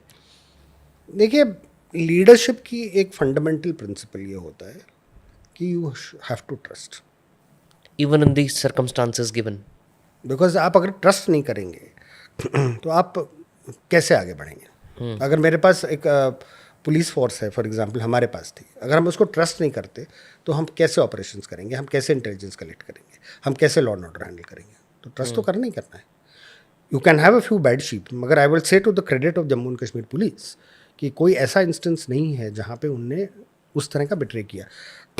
एक आध आदमी ज़रूर मिलिटेंसी ज्वाइन कर सकता था, या किसी अफसर के बच्चे मिलिटेंसी ज्वाइन कर सकते थे, बट ये नहीं था कि that in the police force आपके पास कोई ऐसा ऑर्गेनाइज्ड यूनिट होता जो आपको रिवोल्ट करता। बट क्या मिलिटेंट्स का प्रेशर होता था? क्यों नहीं होता? तो आज भी वो करते हैं कि किसी फैमिली मेम्बर को धमकी दी या? बहुत हुआ। और मतलब शुरू में जब ये अपसर्ज हुआ है तो मतलब काफ़ी डर पैदा हुआ था, और हम पुलिस फोर्स में मतलब बहुत इनएक्टिव हो गई थी। और हम लोग जब गए वहाँ पर 90s में तो हम लोग का मेजर टास्क वही था कि किसी तरीके से इनको वापस सड़क पे लाया जाए, और ये हुआ। हमने पहले उनसे धीरे धीरे लॉ एंड ऑर्डर हैंडल करवाना शुरू किया, फिर लॉ एंड ऑर्डर हैंडल करते करते फिर we brought them to the stage कि जब दे स्टार्टेड फाइटिंग मिलिटेंसी। और जो टर्न अराउंड होता है अगर आप देखें कश्मीर की मिलिटेंसी में, it is because of the JNK police coming to the forefront. And anywhere कहीं पे भी आप देखेंगे जब लोकल पुलिस एक्टिव होती है तो सिचुएशन चेंजेस ड्रामेटिकली। और जिन लोगों को जैसे आप बता रहे थे कि आप लोगों ने काफ़ी कोशिश की वहाँ पे व्हाइल यू वर देयर कि जो मिलिटेंट्स हैं उनको किसी तरीके से वापस सोसाइटी का पार्ट बनाया जाए, क्या आपने उनसे भी डबल क्रॉस होते हुए देखा था कि यार वो बन भी गए but still few of them were bad sheeps? जो हम लोग कहते हैं कि रिसाइकलिंग जो होती है, हाँ, होती है, वो तो होगी, बट वो नहीं कि आपने 100 बनाए तो 100 के 100 रिसाइकिल हो गए। मतलब एक आधा केस, लेकिन एक आधा केस होता था। अब वहीं पे मेरा क्वेश्चन आ जाता है ना, वो जो 100 को आपने वापस सोसाइटी का पार्ट बनाने की कोशिश की, आपने उन पर ट्रस्ट तो कर लिया, but how are you still putting that faith and trust in them कि यार इनमें से एक दो जो होंगे वो कैसे फिगर आउट करोगे आप कि कौन है? देखिए वो फिगर आउट करना बड़ा मुश्किल काम है, हम्म, मगर अगर आपकी पुलिसिंग जो है वो सही है, जैसे हम लोगों ने वहाँ पे इंट्रोड्यूस किया था रिकॉर्ड बिल्डिंग के ऊपर, ओके, तो हमारे जैसे तीन हमने as I G Kashmir I had started 3 programmes. One was beat patrolling, which is, which is आपने पूरे एरिया को बीट्स में कर दिया कि आपने एलोकेट कर दिया कि ये मोहल्ले जो हैं वो इस अफसर के चार्ज में है, ये गांव जो है फलाने अफसर के चार्ज में है, और उनकी कैटेगराइजेशन होती है. कैटेगराइजेशन में ये होता है कि that frequency of visit to that mohalla या to that village. Depending on कितना वहाँ पे अपराइजिंग होता है उसके हिसाब से फ्रिक्वेंसी सेट की जाती है. तो अब वहाँ पे आप सिर्फ जो है वो क्राइम मतलब मिलिटेंसी से रिलेटेड नहीं, आप क्राइम से रिलेटेड, कभी कभी उनकी अपनी प्रॉब्लम से भी रिलेटेड वहाँ पे जाके आप उनके बारे में पता करते हैं. तो वहाँ से आपके इंटेलिजेंस नेटवर्क शुरू हो जाता है, क्योंकि जब आप जाएंगे छोटा इलाके में बात करेंगे तो आपको पता चल जाएगा. दूसरी चीज़ हमने शुरू करी थी वो था census. Okay, census not from जो सेंसस ऑफ इंडिया का टाइप होता है, हमारा सेंसस अलग था. उसमें उनको एक एरिया मैप आउट करना था, उसके लैंडमार्क्स बनाने थे, रफली घरों के को आइडेंटिफाई करना था, और उनमें ऑक्यूपेंट्स कौन थे वो उनको लिस्ट लानी थी कि किराएदार कौन है, घर में कौन है, बच्चे कितने हैं, बच्चे हिंदुस्तान में हैं, कश्मीर में हैं, बाहर काम कर रहे हैं, क्या काम करते हैं. उससे उनको एक जनरल पॉपुलेशन की आइडिया लग जाता था. फ्रैंकली ये है कि मेजॉरिटी पॉपुलेशन जो है ट्रबल मेकर्स नहीं होते हैं. Majority population will try to abide by the side of the law. Generally अगर आपकी पिक्यूलर सिचुएशन बन जाए तो ये है कि वो रेजिस्ट करते हैं, but by and large they will fall into line. तो आपको एक आइडिया लग जाता था, तो वहाँ से आपको पता चल जाता था कि भाई इस मोहल्ले में वो फलाने का लड़का आजकल क्या कर रहा है. और ये सब आप डेटा मैनुअली, क्योंकि उस टाइम पर कंप्यूटर्स और ये सब तो होता नहीं था. नहीं, तो ये मैन्युअली कलेक्ट करके हमने रजिस्टर्स बना के थाने में रख लिए थे. तीसरा हमने क्या किया था कि हमने मिलिटेंट्स आइडेंटिफाई करना शुरू किए, कौन है. और कभी कभी अननोन होता था. अब जैसे हमें पता है कि इस पुराने मिलिटेंट ग्रुप के अंदर 5 या 6 मिलिटेंट्स हैं, तो 3 के नाम पते हैं, तो 3 के अननोन होता था. अब उसके पे हम इन्फॉर्मेशन कलेक्ट करते थे, अच्छा 3 जो लोग हैं वो क्या हैं, पाकिस्तानी हैं, कश्मीरी हैं, कहाँ से हैं, तो कैसी ज़बान बोलते हैं, कद काठी क्या है, डिस्क्रिप्शन क्या है, वो उससे हम लोग एक डेटा बनाना शुरू करते थे. फिर वो कि मिलिटेंट को के सपोर्टर्स कौन है, उनका नेटवर्क क्या है, वो कहाँ पे जाकर ठहरते हैं, उनका पैसा कौन लाता है, उनको खाना कौन देता है. उनके बाद में मोबाइल नंबर्स उनके रिकॉर्ड करने शुरू किए, जितने भी मिल जाए कि मोबाइल कौन सा इस्तेमाल करता है, तो उसका डेटा निकालना शुरू किया. तो उस तरह से हम लोगों ने मतलब एक मतलब डेटा बना के, अब तो खैर बहुत सोफिस्टिकेशन आ गया है, अब तो the click of the button आप तो एक आदमी के सोशल मीडिया प्रोफाइल भी निकाल लेते हैं, उसके कनेक्शन. आपसे पूछूंगा मैं उसके बारे में इसके बाद थोड़ा सा. हाँ, तो ये चीज़ें हम लोगों ने शुरू की थी, but we started manually by very basic efforts. हमारा एक अफसर हुआ करता था, उसको मतलब we got later on skilled in militancy, उसको हम लोग अल्ताफ लैपटॉप कहते थे. अच्छा, तो उसने लिटरली अडोब रिकॉर्डर लैपटॉप इसलिए क्योंकि उसको इतना इंथुजियाज्म था कि उसने जाके अपने पैसे से बैंक से लोन उठा के 10,000 रुपये में लैपटॉप खरीदा था. अच्छा, तो मैं शर्मिंदा होकर ultimately I give him that money. मैंने कहा अगर तुमको इतना था तो मुझी से मांग लेते. खैर उसका नाम ही पर लैपटॉप पड़ गया था. तो उसने मतलब एक नोकिया 1100 के ऊपर रिकॉर्डिंग मतलब करके, और उस पर अडोब रिकॉर्डर पे वो वॉइस रिकॉर्ड कर लेता था. अच्छा, and he actually started of the मतलब जो आज CDR एनालिसिस वगैरह करते हैं वो उसने मैन्युअली शुरू किया था. तो वहाँ से हम लोगों ने शुरू किया मतलब टेक्नोलॉजी के यूटिलाइजेशन. फिर हम लोगों ने मतलब इक्विपमेंट भी खरीदा, जो उस ज़माने में इक्विपमेंट मिलता था. इतने मतलब ये आपके पास AI टूल्स या बिग डेटा टूल्स होते नहीं थे, तो मतलब लिटरली हमारे तो एनालिसिस आई वुड से कि एक्सेल शीट्स पे होता था. बट सर उस टाइम पे लोकल पुलिसिंग का तो रोल आप मुझे बता रहे हो कि क्या होता था. आर्मी के साथ कोलैबोरेशन किस लेवल पे होता था आप लोगों का? देखिए क्योंकि बॉर्डर की तो पेट्रोलिंग. देखिए बॉर्डर पे तो ज़्यादातर आर्मी और BSF का ही रोल था. हम लोग बहुत, हमारा रोल सिर्फ इतना होता था कि हम इंटेलिजेंस कलेक्ट करते थे कि बॉर्डर इन्फिल्ट्रेशन कितनी हो रही हैं. कुछ इंटेलिजेंस उनके पास होता था, कुछ हमारे पास होता था, वो मिलजुल के ऑपरेट करते थे. वहाँ पे शुरू में तो there was a lot of chaos, कि जब वहाँ पे आर्मी घुसी, BSF CRP घुसी, तो वहाँ पे कि हर एक कोई अपनी अपनी कोशिश कर रहा था. क्या कोशिश? ऑपरेशंस करने के लिए, इंटेलिजेंस कलेक्ट करने के लिए वो एरियाज बटे हुए थे कि भी इसमें ऑपरेट करेगी, आर्मी ऑपरेट करेगी। फिर वो 1 महीना साल के अंदर अंदर एक उसमें सिस्टम लाया गया।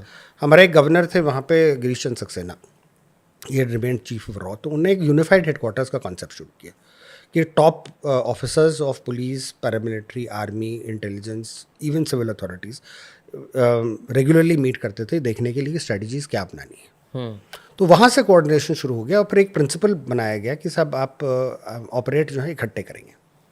कोई भी ऑपरेशन करना है अगर, तो आर्मी, पुलिस मिलके, सीआरपी मिलके ऑपरेशंस करती थी। तो वहाँ से वो बेसिकली कोऑर्डिनेशन वहाँ पे होता है। कोऑर्डिनेशन में बेसिकली लीडरशिप रोल तो बेसिकली पुलिस का होने लगा था, तो इंटेलिजेंस उनके पास थी, तो अब जिसके पास इंटेलिजेंस होती है वही मेन कोऑर्डिनेटर बन जाता है। फिर वहीं से ऑपरेशन प्लान हो जाता है। आर्मी के पास स्ट्रेंथ थी, फायर पावर था, पुलिस के पास इंटेलिजेंस थी। मगर पुलिस में एक और एबिलिटी जो बहुत अच्छी थी वो ये है कि बिल्डिंग के अंदर घुस के रूम इंटरवेंशंस में हमारे लोग बहुत मतलब अच्छे थे। जैसे एग्जाम्पल सर? एग्जाम्पल है कि मतलब एक बिल्डिंग में मिलिटेंट आके बैठ गया, अब वो गोली अंदर से चला रहा है, आप गोली बाहर से चला रहे हैं, अब उसको आप कैसे ऑपरेशन को कंक्लूड कैसे करेंगे? तो बिल्डिंग में तो घुसना पड़ेगा। तो हम लोग का पहला अटेम्प्ट होता था कि भाई आप अगर कोई सिविलियन आदमी अंदर है तो उसको निकाल लो बाहर। कई केसेस में अगर नहीं हो पा रहा होता तो एक्सप्लोसिव लगा के उड़ा देते थे। मगर कई बिल्डिंग्स ऐसी भी हैं कि जहाँ पे आप नहीं कर सकते। मगर हमारी कोशिश यही होती थी कि हम मकान को जहाँ तक हो सके बचा लें, तो उसके लिए हम रूम इंटरवेंशंस करते थे। So you would try to negotiate with the militants? हाँ, first attempt was always negotiation. हाँ। अब जैसे पाकिस्तानी मिलिटेंट है उसको तो पता है कि नेगोशिएशन होना नहीं है, मगर तब भी एक अटेम्प्ट करते थे। कश्मीरी मिलिटेंट के साथ नेगोशिएट करते थे, कुछ कुछ केसेस में वो सरेंडर भी कर देते थे। अच्छा। But not that often. Okay, I am थोड़ा little bit curious now on this. जब आप लोग, आपने पर्सनली भी नेगोशिएशंस हैंडल किए होंगे या नहीं किए? मतलब आई मतलब stood there as a monitor तो किया ही है, आप तो ऑब्वियसली वो होंगे ही। किस किस टाइप की नेगोशिएशंस आपने खुद पर्सनली वहाँ देखी हुई? कोई एग्जांपल, कोई स्टोरी ऐसी आपको याद हो? ज़्यादातर भी Just to understand the psyche of- try was to send the parents of the militant? अच्छा। कि भाई आप उसको बुला के लाइए। तो कभी माँ का असर, कभी बाप का असर, कभी कभी तो उल्टा पड़ जाता था। वो कभी कभी तो ये लोग कह देते कि मतलब गोली पीठ पे खा के मत आना। अच्छा, मतलब माँ बाप बोल देते थे मिलिटेंट को हाँ, कि नहीं करना है, आना मत वापस, लड़के ही आओ। हाँ, बट बड़े सारे इंस्टेंसेस हुए हैं जहाँ पे प्रेशर डाल के पेरेंट्स का, हमने मिलिटेंट्स का क्या मतलब ऑर्गेनाइजेशन को फोर्स कर दिया था कि बच्चा वापस भेज दो। तो ये एक साइकोलॉजिकल चीज़ होती है, मगर ये कि our concentration was on recovering the militant. और जब मतलब गिरफ्तारियाँ शुरू हुई और ये एक तरीके से सरेंडर, बहुत सारे तो गिरफ्तारियाँ हमें सरेंडर दिखानी पड़ती थी, सरेंडर्स को गिरफ्तारियाँ दिखानी पड़ती थी। अच्छा। क्योंकि उसका मतलब एक अगर सरेंडर दिखा दें तो वो कौम में गद्दार कहलाता। ओह। तो उस वजह से वो भी कवर अप करना पड़ता था। तो मगर जब ये हो गया, बात छुपती तो है नहीं। करेक्ट। तो उसमें क्या होता है कि वो जो एक रेजिलियंस होता है ना, मॉरल रेजिलियंस, वो टूटने लगा। वो सबसे इफेक्टिव हुआ था हाँ हिजबुल मुजाहिदीन के खिलाफ। क्योंकि जब उनके बड़े बड़े कमांडर्स जो हैं वो पकड़े गए तो लोगों ने कहने लगा कि यार ये किस तरह के मुजाहिद हैं, ये तो ऐसे ही पकड़ के आ गए। तो एक ये वहाँ के मतलब साइकोलॉजी का बड़े अजीब सी बात होती है। आप चाहते हैं कि मिलिटेंट कोई बने, मगर आपका अपना बच्चा ना बने। दूसरे का बच्चा बन रहा है तो आप चाहते हैं कि वो शहीद हो जाए। वो अगर वो शहीद नहीं होना चाहता तो वो गद्दार है, वो बुज़दिल है। It's a very peculiar thing ना, when you want somebody to fight, somebody else to fight your fight. Correct. तो वो एक प्रेशर रहता था, तो उस वजह से। मगर ये कि भी गॉट, तो वही है कि उनको वो लोगों ने कहना शुरू कर दिया ये तो सरेंडर हो गए। कभी कभी ऐसा नहीं होता था, उनको बड़े क्लीन ऑपरेशंस में हम लोग पकड़ के लाते थे। एक इंस्टेंस था कि हिजबुल मुजाहिदीन का ऑपरेशनल कमांडर था, उसको हमने भरी बाजार से लिटरली मतलब किडनैप कर दिया, बॉलीवुड स्टाइल। अच्छा। उसको ट्रैक करते करते लाए। वो बहुत केयरफुल होता था, मोबाइल फ़ोन इस्तेमाल ही नहीं करता, तो वो पीसीओज इस्तेमाल करता था। तो फिर मैं पीसीओ ट्रैक किया। करते करते हमको पता चल गया कि ये आदमी जो है वो उस कॉन्टैक्ट से मिलेगा बटमालू के बाज़ार में। बटमालू बाज़ार बड़े क्राउडेड बाज़ार है। तो हम लोग गए, मतलब हम लोग तो खैर क्या गए, मतलब हमारी जो टीम थी वो गई सिविल कपड़े में एक मारुति वैन के साथ। तो साइड में मारुति वैन साइड से खुलती है ना, तो साइड का दरवाज़ा खोला इसके बगल में किनारे किनारे लेते हुए, बल्कि लिटरली झप्पी मार के उसको उठा के वैन के अंदर फेंक के और ले गए। अब लोगों में हलचल मिल गई, मच गई कि क्या हुआ क्या हुआ क्या हुआ, ये किसको ले गए किसको ले गए। तो पीछे से वो 2-3 लड़के छोड़ रखे थे, उन्हें मतलब चिल्लाना शुरू किया, अरे उधर गया, चोर गया चोर गया चोर गया। तो लोगों का अटेंशन गया कि कोई चोर और भाग रहा है। तो वो फिर मतलब अगर वो मिलिटेंट की बात होती तो शायद कुछ और होता, मगर ये कि फिर उसको पकड़ के हम ले आए। तो उस तरह के भी मतलब ऑपरेशंस हुए हैं जहाँ पे कोई गोली बंदूक का इस्तेमाल नहीं हुआ, उसको पकड़ के हम ले आए। जब अब ये किसी को यकीन नहीं आएगा कि मतलब वो इतनी आसानी तो खैर नहीं थी। ट्रैकिंग पर्सन ने takes a lot of effort, बड़ी मेहनत करनी पड़ती है। मगर मतलब आप ऐसे जैसे मैं सुना रहा हूँ तो बड़ा सिंपल सा लगता है। हाँ मूवी ही लग रही है मुझे सुनते हुए तो पूरी थी स्टोरी। Movie type. हाँ तो वो पकड़ के ले आए। हाँ उसके फिर इंटेरोगेशन शुरू किया। तो उसको बैठा ला जैसे आप और हम बैठ रहे हैं। हाँ मैं गया वहाँ पे, तो मैंने उससे कहा कि भाई तुम तो कमांडर हो अपनी जगह पे। कहता नहीं नहीं मैं तो फलाने हूँ। तो मैंने कहा कि देखो बच्चे एक बात समझ जाओ, जब तुमको हमने ऐसे उठा लिया तो तुम्हारा जो बाकी हथियार है ये भी हमें मिल जाएगा, ये भी हाइड आउट हम पता कर लेंगे। तो हमने कहा वो बात मुझे नहीं करनी है, तुमसे मुझे ये बात करनी है कि भाई तुम्हारे जो कमांडर हैं उसके साथ कैसे नेगोशिएट किया जाए। कहता कि आप चाहते हैं तो मैं कल टेबल पे ले आता हूँ। तो फिर मैंने कहा उससे, मैंने कहा कि मतलब थोड़ी सी गाली इस्तेमाल करते हुए मैंने कहा कि अभी तक तो तुम कह रहे थे कुछ नहीं हो, अब तुम कैसे नेगोशिएशन पे लाओगे। मैंने कहा अब बताओ तुम्हारी असलियत क्या है।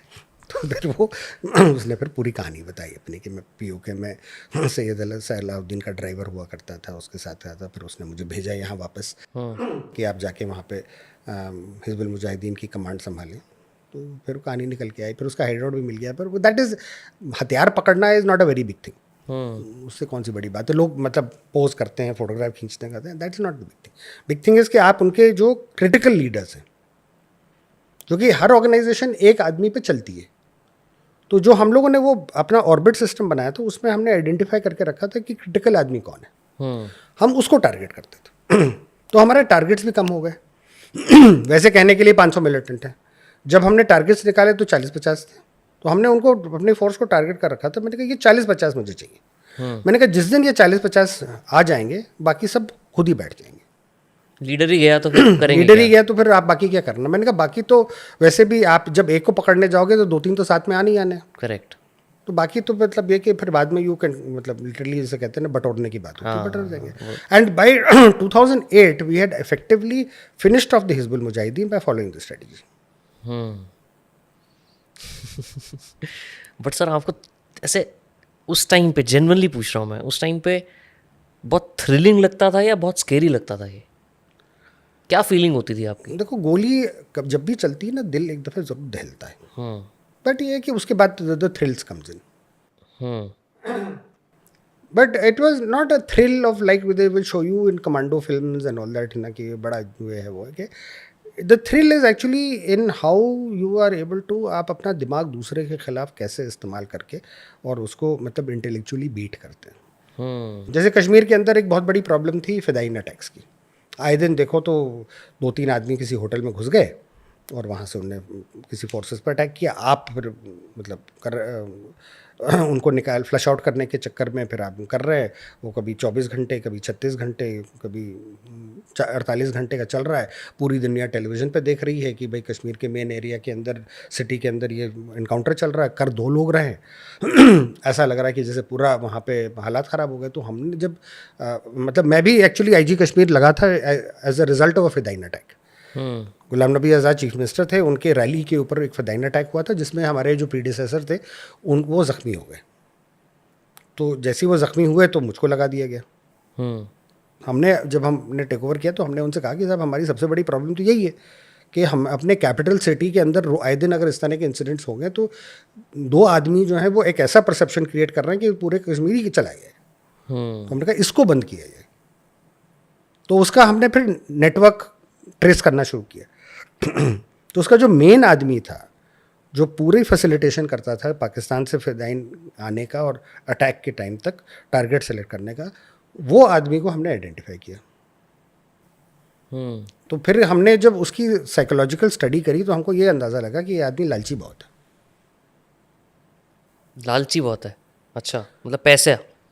हाँ, मतलब ही वांटेड मनी और समथिंग लाइक दैट, मतलब कुछ ना कुछ उसको फ़ायदा नज़र आना चाहिए। हम्म।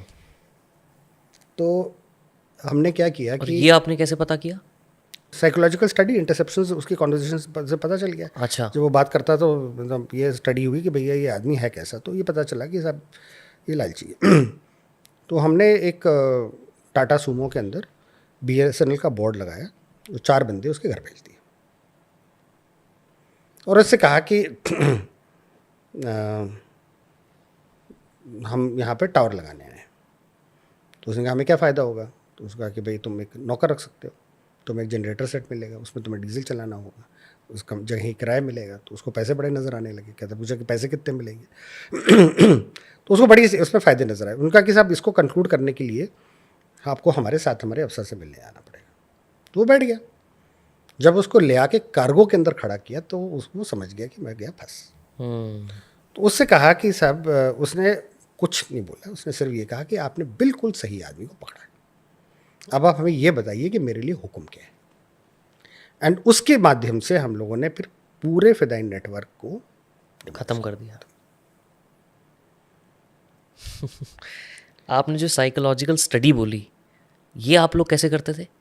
कॉल इंटरसेप्ट करके, या मतलब कुछ और भी मतलब तरीके होते थे? कॉन्वर्जेशन नहीं, मतलब बैकग्राउंड पता करिए आदमी का, ठीक है। घर में क्या है। जैसे एक हमारे यहाँ पे एक सीरियल किलर हुआ, जम्मू कश्मीर में सीरियल किलर था एक। मतलब serial killer in the sense कि वो पुलिस वालों को ही टारगेट करता था। अच्छा। उसने मेरे ड्राइवर को भी मार दिया। मेरे जिप्सी जो है वो उसका जो हुड था वो फट गया था थोड़ा, तो वो ड्राइवर था, वो गया था उसको ठीक कराने के लिए, and very close to my headquarters. Hmm. And वो जब उसकी सिलाई मतलब कर रहा था, वो जो रिपेयर करने वाला था वो वहाँ पे काम पे लगा, तो उसने कहा लाओ मुझे सुई दो, मैं खुद ही सिल लेता हूँ। तो सिल रहा था, उसको आके पीछे से सर में गोली मार दी थी। अरे बाप रे।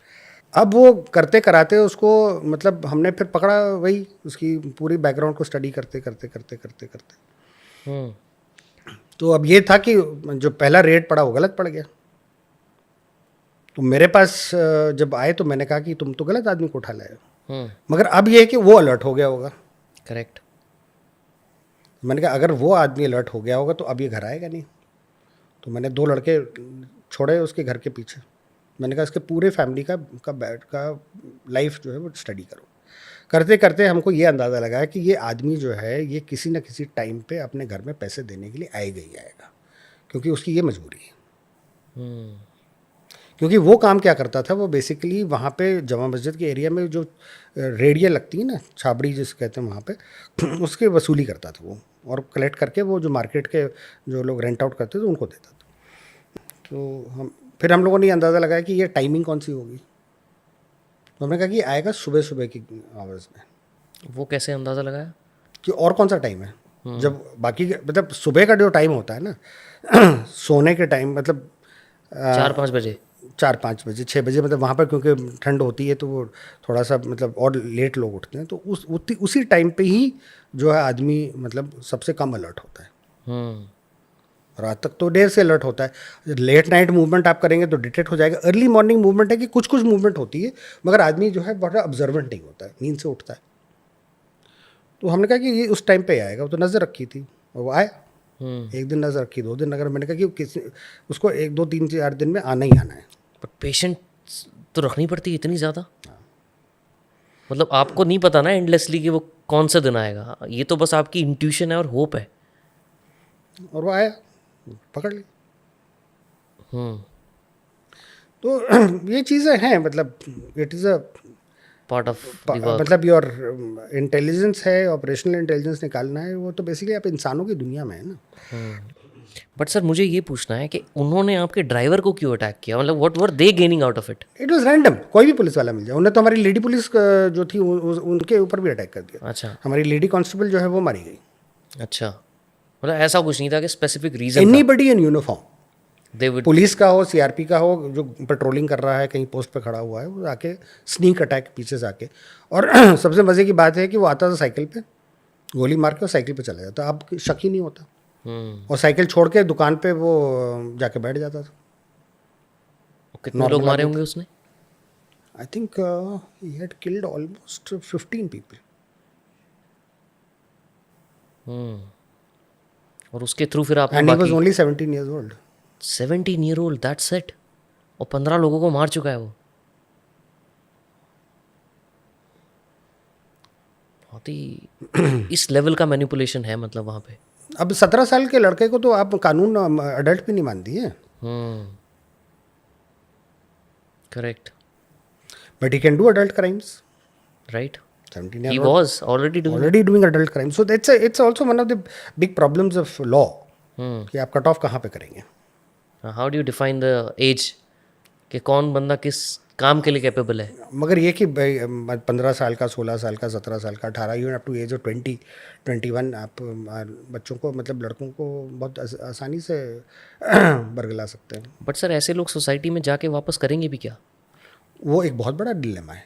हम्म, ऐसे लोगों को रिहेबिलिटेट करना सोसाइटी के अंदर is a big challenge, big dilemma. तो इस केस में क्या आप अगर हो तो इस केस में क्या आपका वो रहता है, माइंडसेट रहता है कि यार ये जो बंदा 15 लोगों को मार चुका है 17 साल की एज में, what will he do once he go back to society?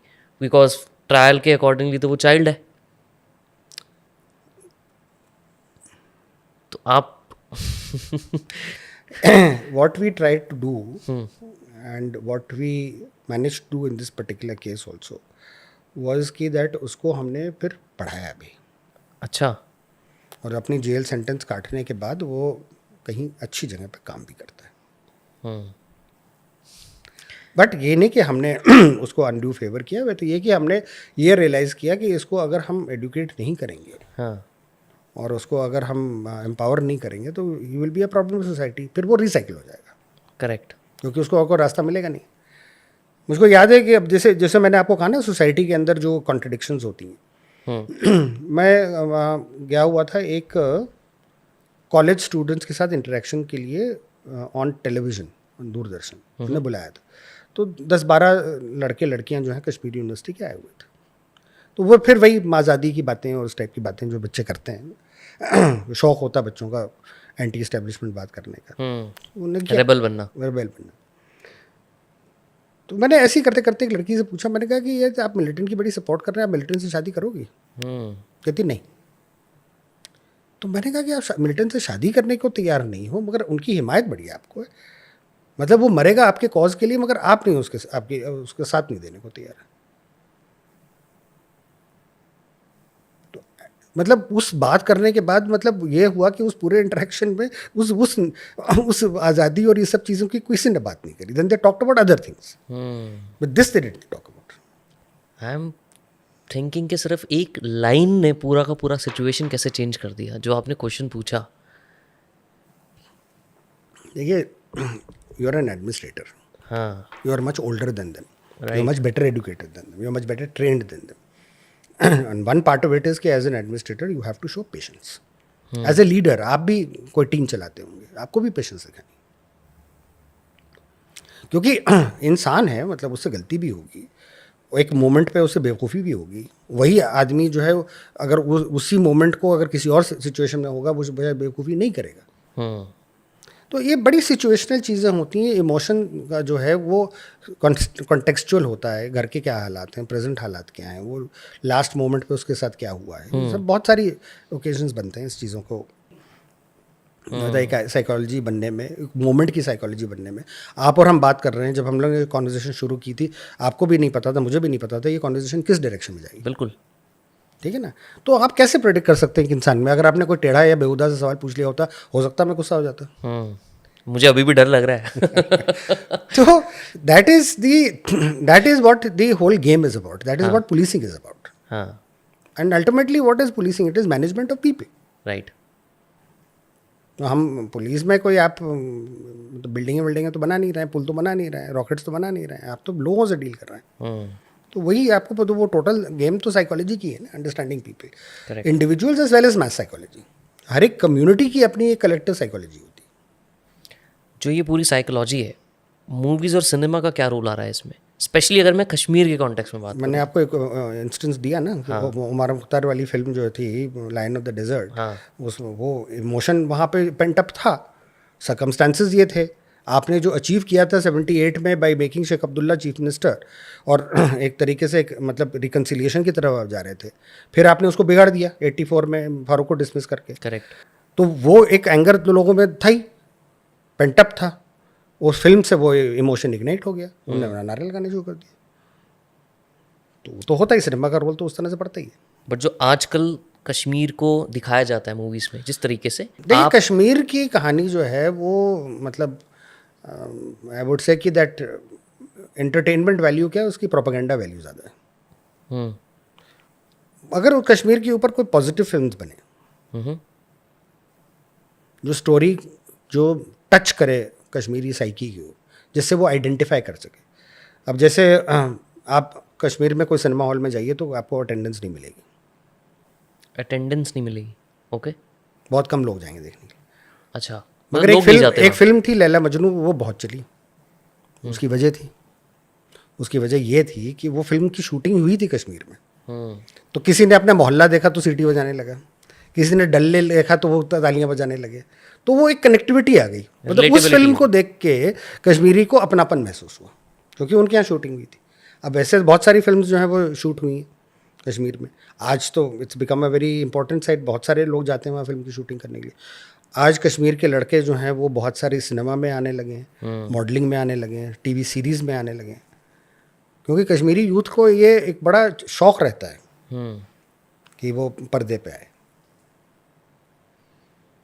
तो ये भी एक हमारे लिए अपॉर्चुनिटी है जहाँ पे उनको इंटीग्रेट कर सकते हैं। क्योंकि जब वो पॉपुलर होगा, आपको याद होगा एक म्यूज़िक का एक प्रोग्राम आता था ना जिसमें it was like an Indian Idol show, only मतलब सिंगर्स का एक होता था। हाँ, इंडियन आइडल ही तो था सर। उसमें एक कश्मीरी लड़का आया था। हाँ, मैं समझ गया। हाँ, तो वो पूरा कश्मीर जो है इस प्रोग्राम को देखता था। मैं आपको एक और मज़े की बात बताऊँ जब ये सीरियल चल रहा था ना महाभारत, हाँ, तो पूरा कश्मीर उस सीरियल को देखता था। और अगर बिजली चली जाती उस सीरियल के दिखाने के टाइम पे, तो लोग जो है बिजली के दफ्तर पे पत्थर मारते थे। तो बिजली वालों के लिए ये बड़े ज़रूरी था कि जिस वक्त वो प्रोग्राम सीरियल चल रहा हो तो बिजली वैली के अंदर पूरी होनी चाहिए। महाभारत से क्या वो था? It was entertainment, they enjoyed the serial. तो पूरा कश्मीर बैठ के उसको देखता था।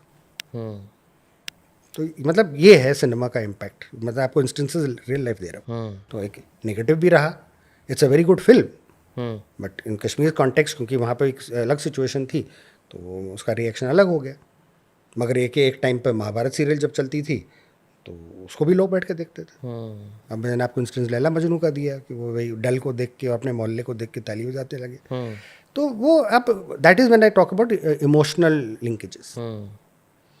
बट जो आज का यूथ है कश्मीर का, वो क्या एस्पिरेशन रखता है? जैसे आपके ये रखते हैं, बट क्या उनको वो जो फैसिलिटीज़ हैं, जैसे हमारे दिल्ली में हर जगह पे तो ऑब्वियसली बहुत इंफ्रास्ट्रक्चर है, वहाँ भी वो डेवलपमेंट हो रही है, या एक्सपोजर यहाँ पे थोड़ा अलग है compare to the youth of Kashmir? वो उसमें एक काम हो रहा है और करना भी चाहिए, and that is for creating that infrastructure. Because Kashmiri जो है वो ह्यूमन रिसोर्स बहुत अच्छा है।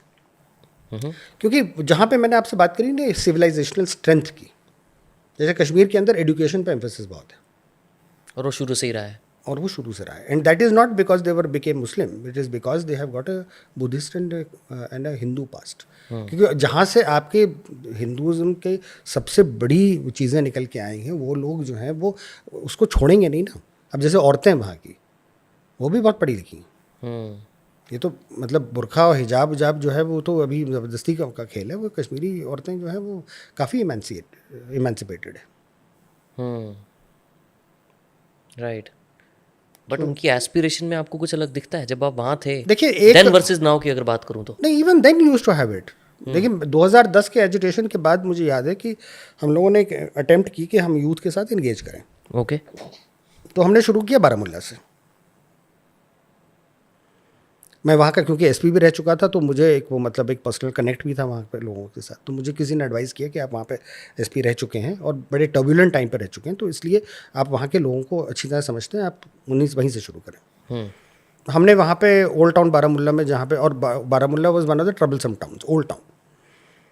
तो ये मैंने और भी पॉडकास्ट में ये बात इंस्टेंस को नरेट किया है। तो मैं गया, तो व्हेन आई वेंट देयर वहाँ पे 200-250 लड़के बैठे तो थे, और सब जो हैं वो जो स्टोन पेल्टर्स थे, एफआईआर में नाम दर्ज थे। मैंने कहा उन्हीं को बुलाओ, उन्हीं से बात करें। तो ये बातचीत चल रही थी, उनके वही इश्यूज़ थे कि हम केस में कर दिया, हम क्या करेंगे, हमारी नौकरी नहीं है, हमारे पास धंधा नहीं है, नहीं वो नहीं कर रहे। हमने कहा we'll try help you out. हमने कहा आप सही रास्ते पे चलिए, आपको काम भी दिलवाएंगे, कोशिश करेंगे। और कुछ हमारे जो डीआईजी थे उस वक्त उनने भी कोशिश करी, and we try to help them out. But what was interesting was कि that while this conversation was going on, one boy got up and वो मेरे पास आया, और उसके वर्डिंग्स थे कि I am not one of them. मुझे degree college Baramulla में वो कोर्स नहीं मिलेगा, एक डिज़ाइन का कोर्स होता है जो मुझे करना है, आप मेरी प्लीज़ मदद करिए, वो कोर्स मुझे कहाँ से एडमिशन कर सकता हूँ, मुझे उसमें आप मुझे मदद करें। इतनी सी बात थी। तो ऑब्वियसली उसके एस्पिरेशंस अलग थे। हमने फिर मतलब कुछ लड़के वहाँ पे के साथ बातचीत करके एक शुरू किया था वेबसाइट कॉल्ड अनस्पोकन कश्मीर। वो बाद में चला नहीं क्योंकि वो लड़के फिर अपनी और ढूंढने गए। बट ऐसे आप कॉन्फ्लिक्ट न्यूट्रल चीज़ें जो है ना वो सरफेस पे लाइए। जैसे फोटोग्राफी उनको बड़ा शौक होता था, फोटोग्राफी करिए, शॉपिंग,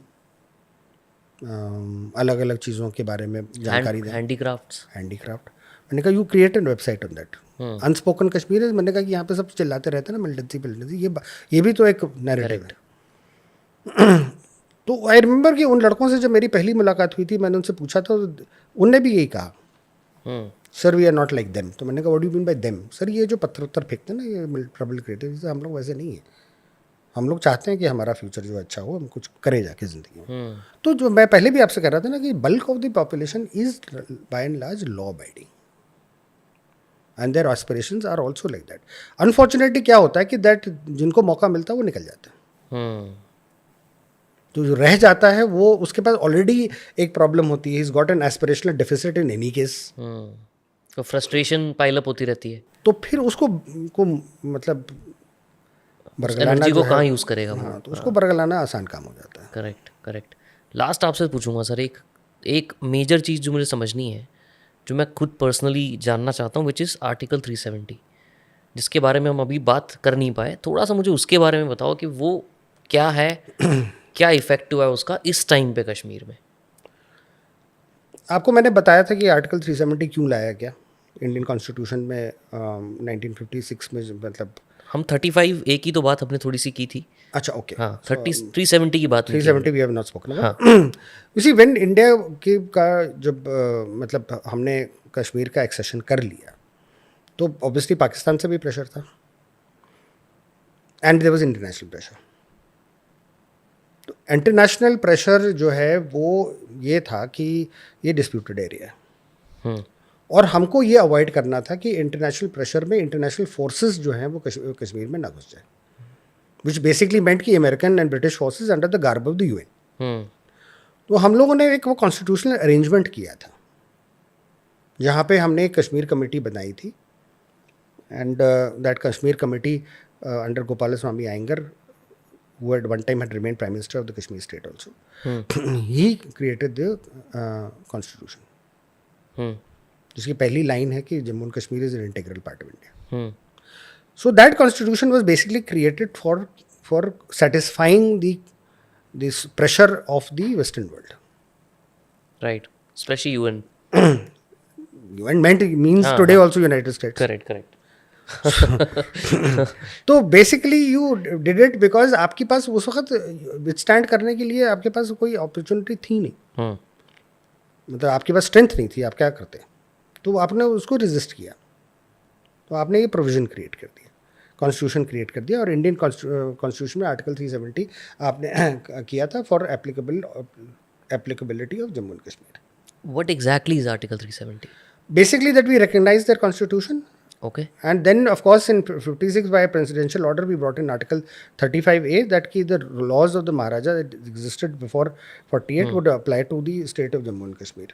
उसके लाने की वजह यही थी कि बेसिकली अगर आप देखें तो 1927 में the Maharaja of Jammu and Kashmir had enacted an ordinance where he had said कि that property can only be owned by the hereditary residents of Jammu and Kashmir. अच्छा, उसकी वजह ये थी कि जम्मू कश्मीर के लोगों को ट्रेड करना नहीं आता था, न कश्मीरी को आता था, न जम्मू वाले को आता था। तो what the maharaja had done at that time was कि he had invited traders and businessman from Lahore and from Amritsar कि वो सेटल करके आप वहाँ पे बिजनेस करें। आज भी अगर आप महाराजा बाजार में चले जाएंगे श्रीनगर में, तो आपको ज़्यादातर ट्रेडर वहाँ पे पंजाबी ही मिलेगा। लाल चौक में आप चले जाएंगे, वहाँ पे भी आपको ज़्यादातर ट्रेडर जो है वो पंजाबी ही मिलेगा। ओके। तो फिर उनको ये डर लगने लगा कि साहब अगर ये आ गए तो ये तो हमें मतलब डोमिनेट कर जाएंगे।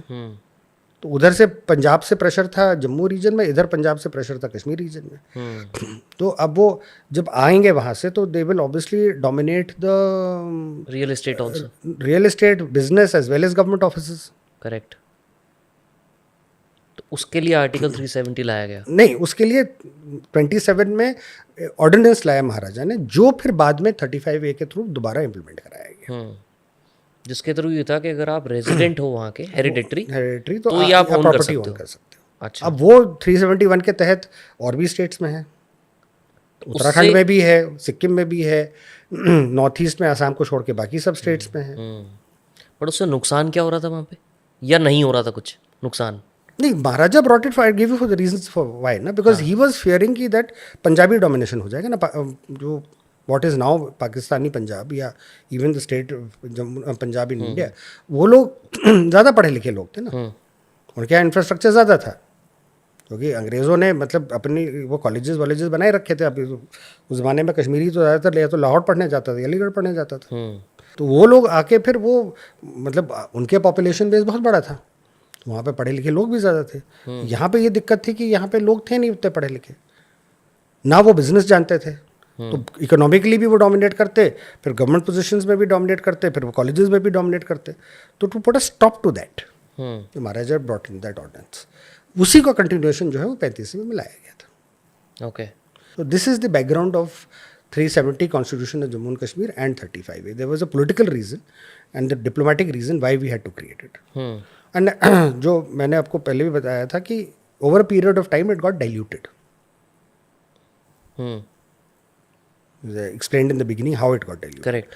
And now the necessity is in there. But जो एक बहुत बड़ा point है वो ये था कि that ये नोशन कि कश्मीर का फेट डिसाइडेड नहीं है, इसको भी ख़त्म करना ज़रूरी था, क्योंकि as far as India is concerned it is decided. तो आर्टिकल 370 को ख़त्म करना बल्कि एक्चुअली अमेंड ही किया गया है, but therefore that was something that was required, because today at least Hindustan के नज़रिए से, from our point of view, it is we have decided and made it clear कि दैट इस पे अब कोई डिस्कशन नहीं है। मतलब इसको इतना हिस्टोरिक एक सिग्निफिकेंस क्या रीज़न से माना जा रहा है कि हमने ये अबॉलिश कर दिया? वही मैंने कहा ना कि अब जो मतलब एक पूरा आर्ग्यूमेंट था कि कश्मीर का फेट अभी डिसाइडेड नहीं है, ये उन रेजोल्यूशंस अभी लागू करना है, उनका एक प्लेबिसाइट होना है, वो आर्ग्यूमेंट अब ख़त्म हो गया ना, हमारी तरफ से ख़त्म कर दिया। मतलब हमने एक अब ये मतलब बहुत क्लियरली बता दिया, पाकिस्तान जो भी चिल्लाता रहे, और हमने अपनी तरफ से ये बड़ा क्लियर कर दिया कि that as far as we are concerned the Jammu and Kashmir problem is been finished where we are concerned. हमने इसको इंटीग्रेट कर लिया और ये हमारा हिस्सा है। तो मतलब जैसे बाकी स्टेट ऑपरेट करते हैं वैसे ही जम्मू एंड कश्मीर ऑपरेट करता है, तो कोई आर्टिकल 370 की यहाँ नीड नहीं है, बिकॉज हम लोग तो इसको वही मानते हैं जो बाकी स्टेट को मानते हैं। मतलब is this something that we are conveying here? Okay. अब ये कि उसका नैरेटिव जो है वो आपको करना पड़ेगा, बिकॉज मुझको याद है 90s में जब सिस्टम मतलब वहाँ पे सिचुएशन बहुत ख़राब हो गई थी, तो ज़्यादातर लोग जो अफोर्ड कर सकते थे वो अपने बच्चे भेज देते थे बाहर पढ़ने के लिए। तो वो जब बाकी स्टेट्स में आके पढ़ते थे तो उनको यहाँ की लाइफ बड़ी अलग सी लगती थी, पीसफुल भी थी, और एक एक्सेप्टेंस भी था उनका। मतलब ये क्योंकि वो कश्मीरी थे, मुसलमान थे, तो वो मतलब डिस्क्रिमिनेशन नहीं होता था उस ज़माने में। तो उनको ये चीज़ें मतलब अच्छी लगने लगी थी। तो वो आके अक्सर कहते भी थे कि साहब आप जैसे बाकी हिंदुस्तान है वो आप हमें क्यों नहीं वैसे ट्रीट करते, तो हम कहा वैसे बिहेव करो।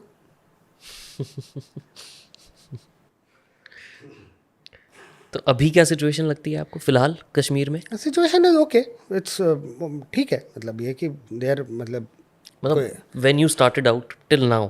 नहीं, वो तो बहुत फ़र्क है, ज़मीन आसमान का फ़र्क। हाँ, तो क्या सबसे मेजर चीज़ प्रोग्रेसिव आपको क्या दिखती है इस टाइम पे, other than the infrastructure? People are now getting on to their own businesses. Kashmir के अंदर इकोनॉमी के ऊपर मतलब लोगों को बहुत सारी गलतफहमियां, they have a lot of misunderstanding about it. People think that tourism is the mainstay, it is not. It's only for a particular area that tourism is a mainstay. Okay, but ये पूरा mainstay today in Kashmir actually is horticulture.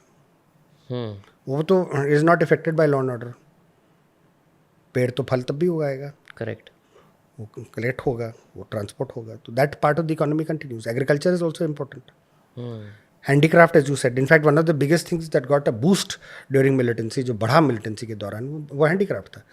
क्योंकि जब बाकी businesses बंद हो गए, जब tourism बंद हो गया, अब टूरिज्म के मतलब सिर्फ होटल नहीं होता, वो शिकारा वाला भी होता है, वो हैंडीक्राफ्ट वाला भी होता है, रेडी वाला भी होता है, वेटर भी होता है, टैक्सी ड्राइवर भी होता है। तो वो सब लोगों ने क्या किया?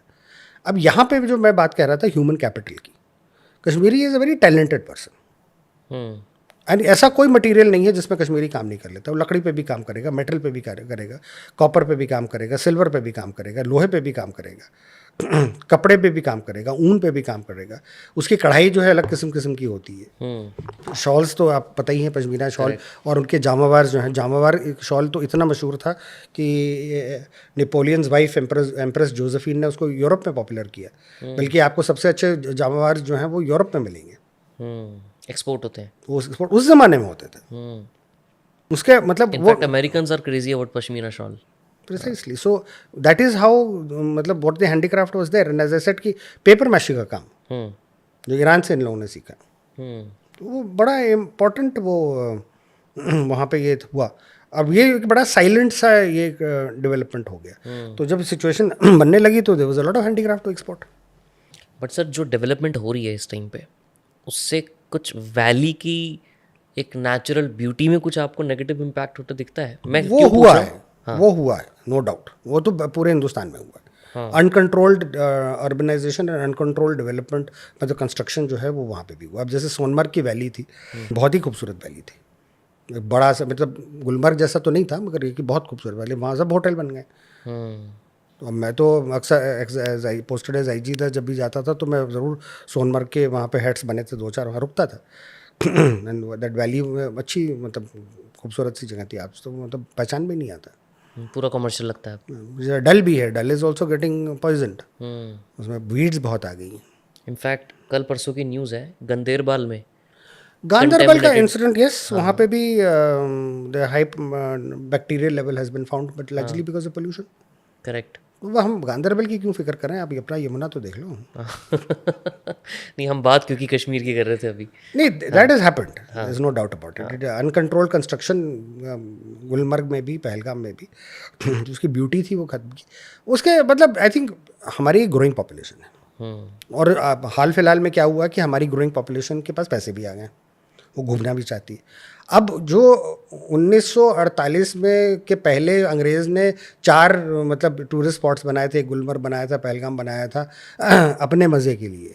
अब उसी को अब पीटते जाएंगे 70 साल बाद, जब आपकी आबादी 35 करोड़ की थी, अब आपकी आबादी जो 140 करोड़ की है, 100 करोड़ आबादी बढ़ गई है, उसके पास भी पैसे आ गए, वो भी घूमना चाहती है। तो you have to create more locations, और ये नहीं कि कमी है। And then you have to also control numbers. Correct. But जैसे मैं अभी पीछे ना कनाडा गया था सर, सेम अगर मैं मतलब हिल्स की बात करूँ, काफ़ी है वहाँ तो हिल्स, कुछ रीजन तो लिटरली पूरे हिल्स हैं, और बहुत सुंदर वैलीज़ है वहाँ पे भी।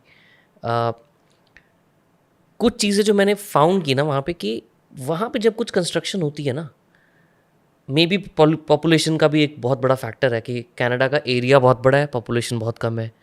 हमारा एरिया कम है और पॉपुलेशन बहुत ज़्यादा है, तो वहीं पे वो 10 टाइम्स का एक इम्पैक्ट दिखना शुरू हो जाता है कि वो ऑलमोस्ट ट्रबल क्रिएशन हो जाती है। बट वहाँ पे एक चीज़ हमने देखी कि एक तो जो क्वालिटी ऑफ द इंफ्रास्ट्रक्चर है, जो भी वो डेवलप करते हैं, वो long term point of view से थोड़ा डेवलप होता है।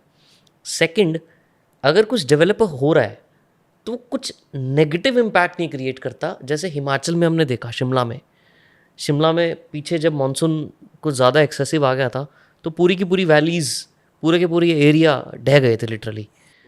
तो मैं आपसे वो पूछना चाहता हूँ कि आपको उसमें लगता है कि फील होता है कि हम कुछ कमी करते हैं? मतलब डेवलपमेंट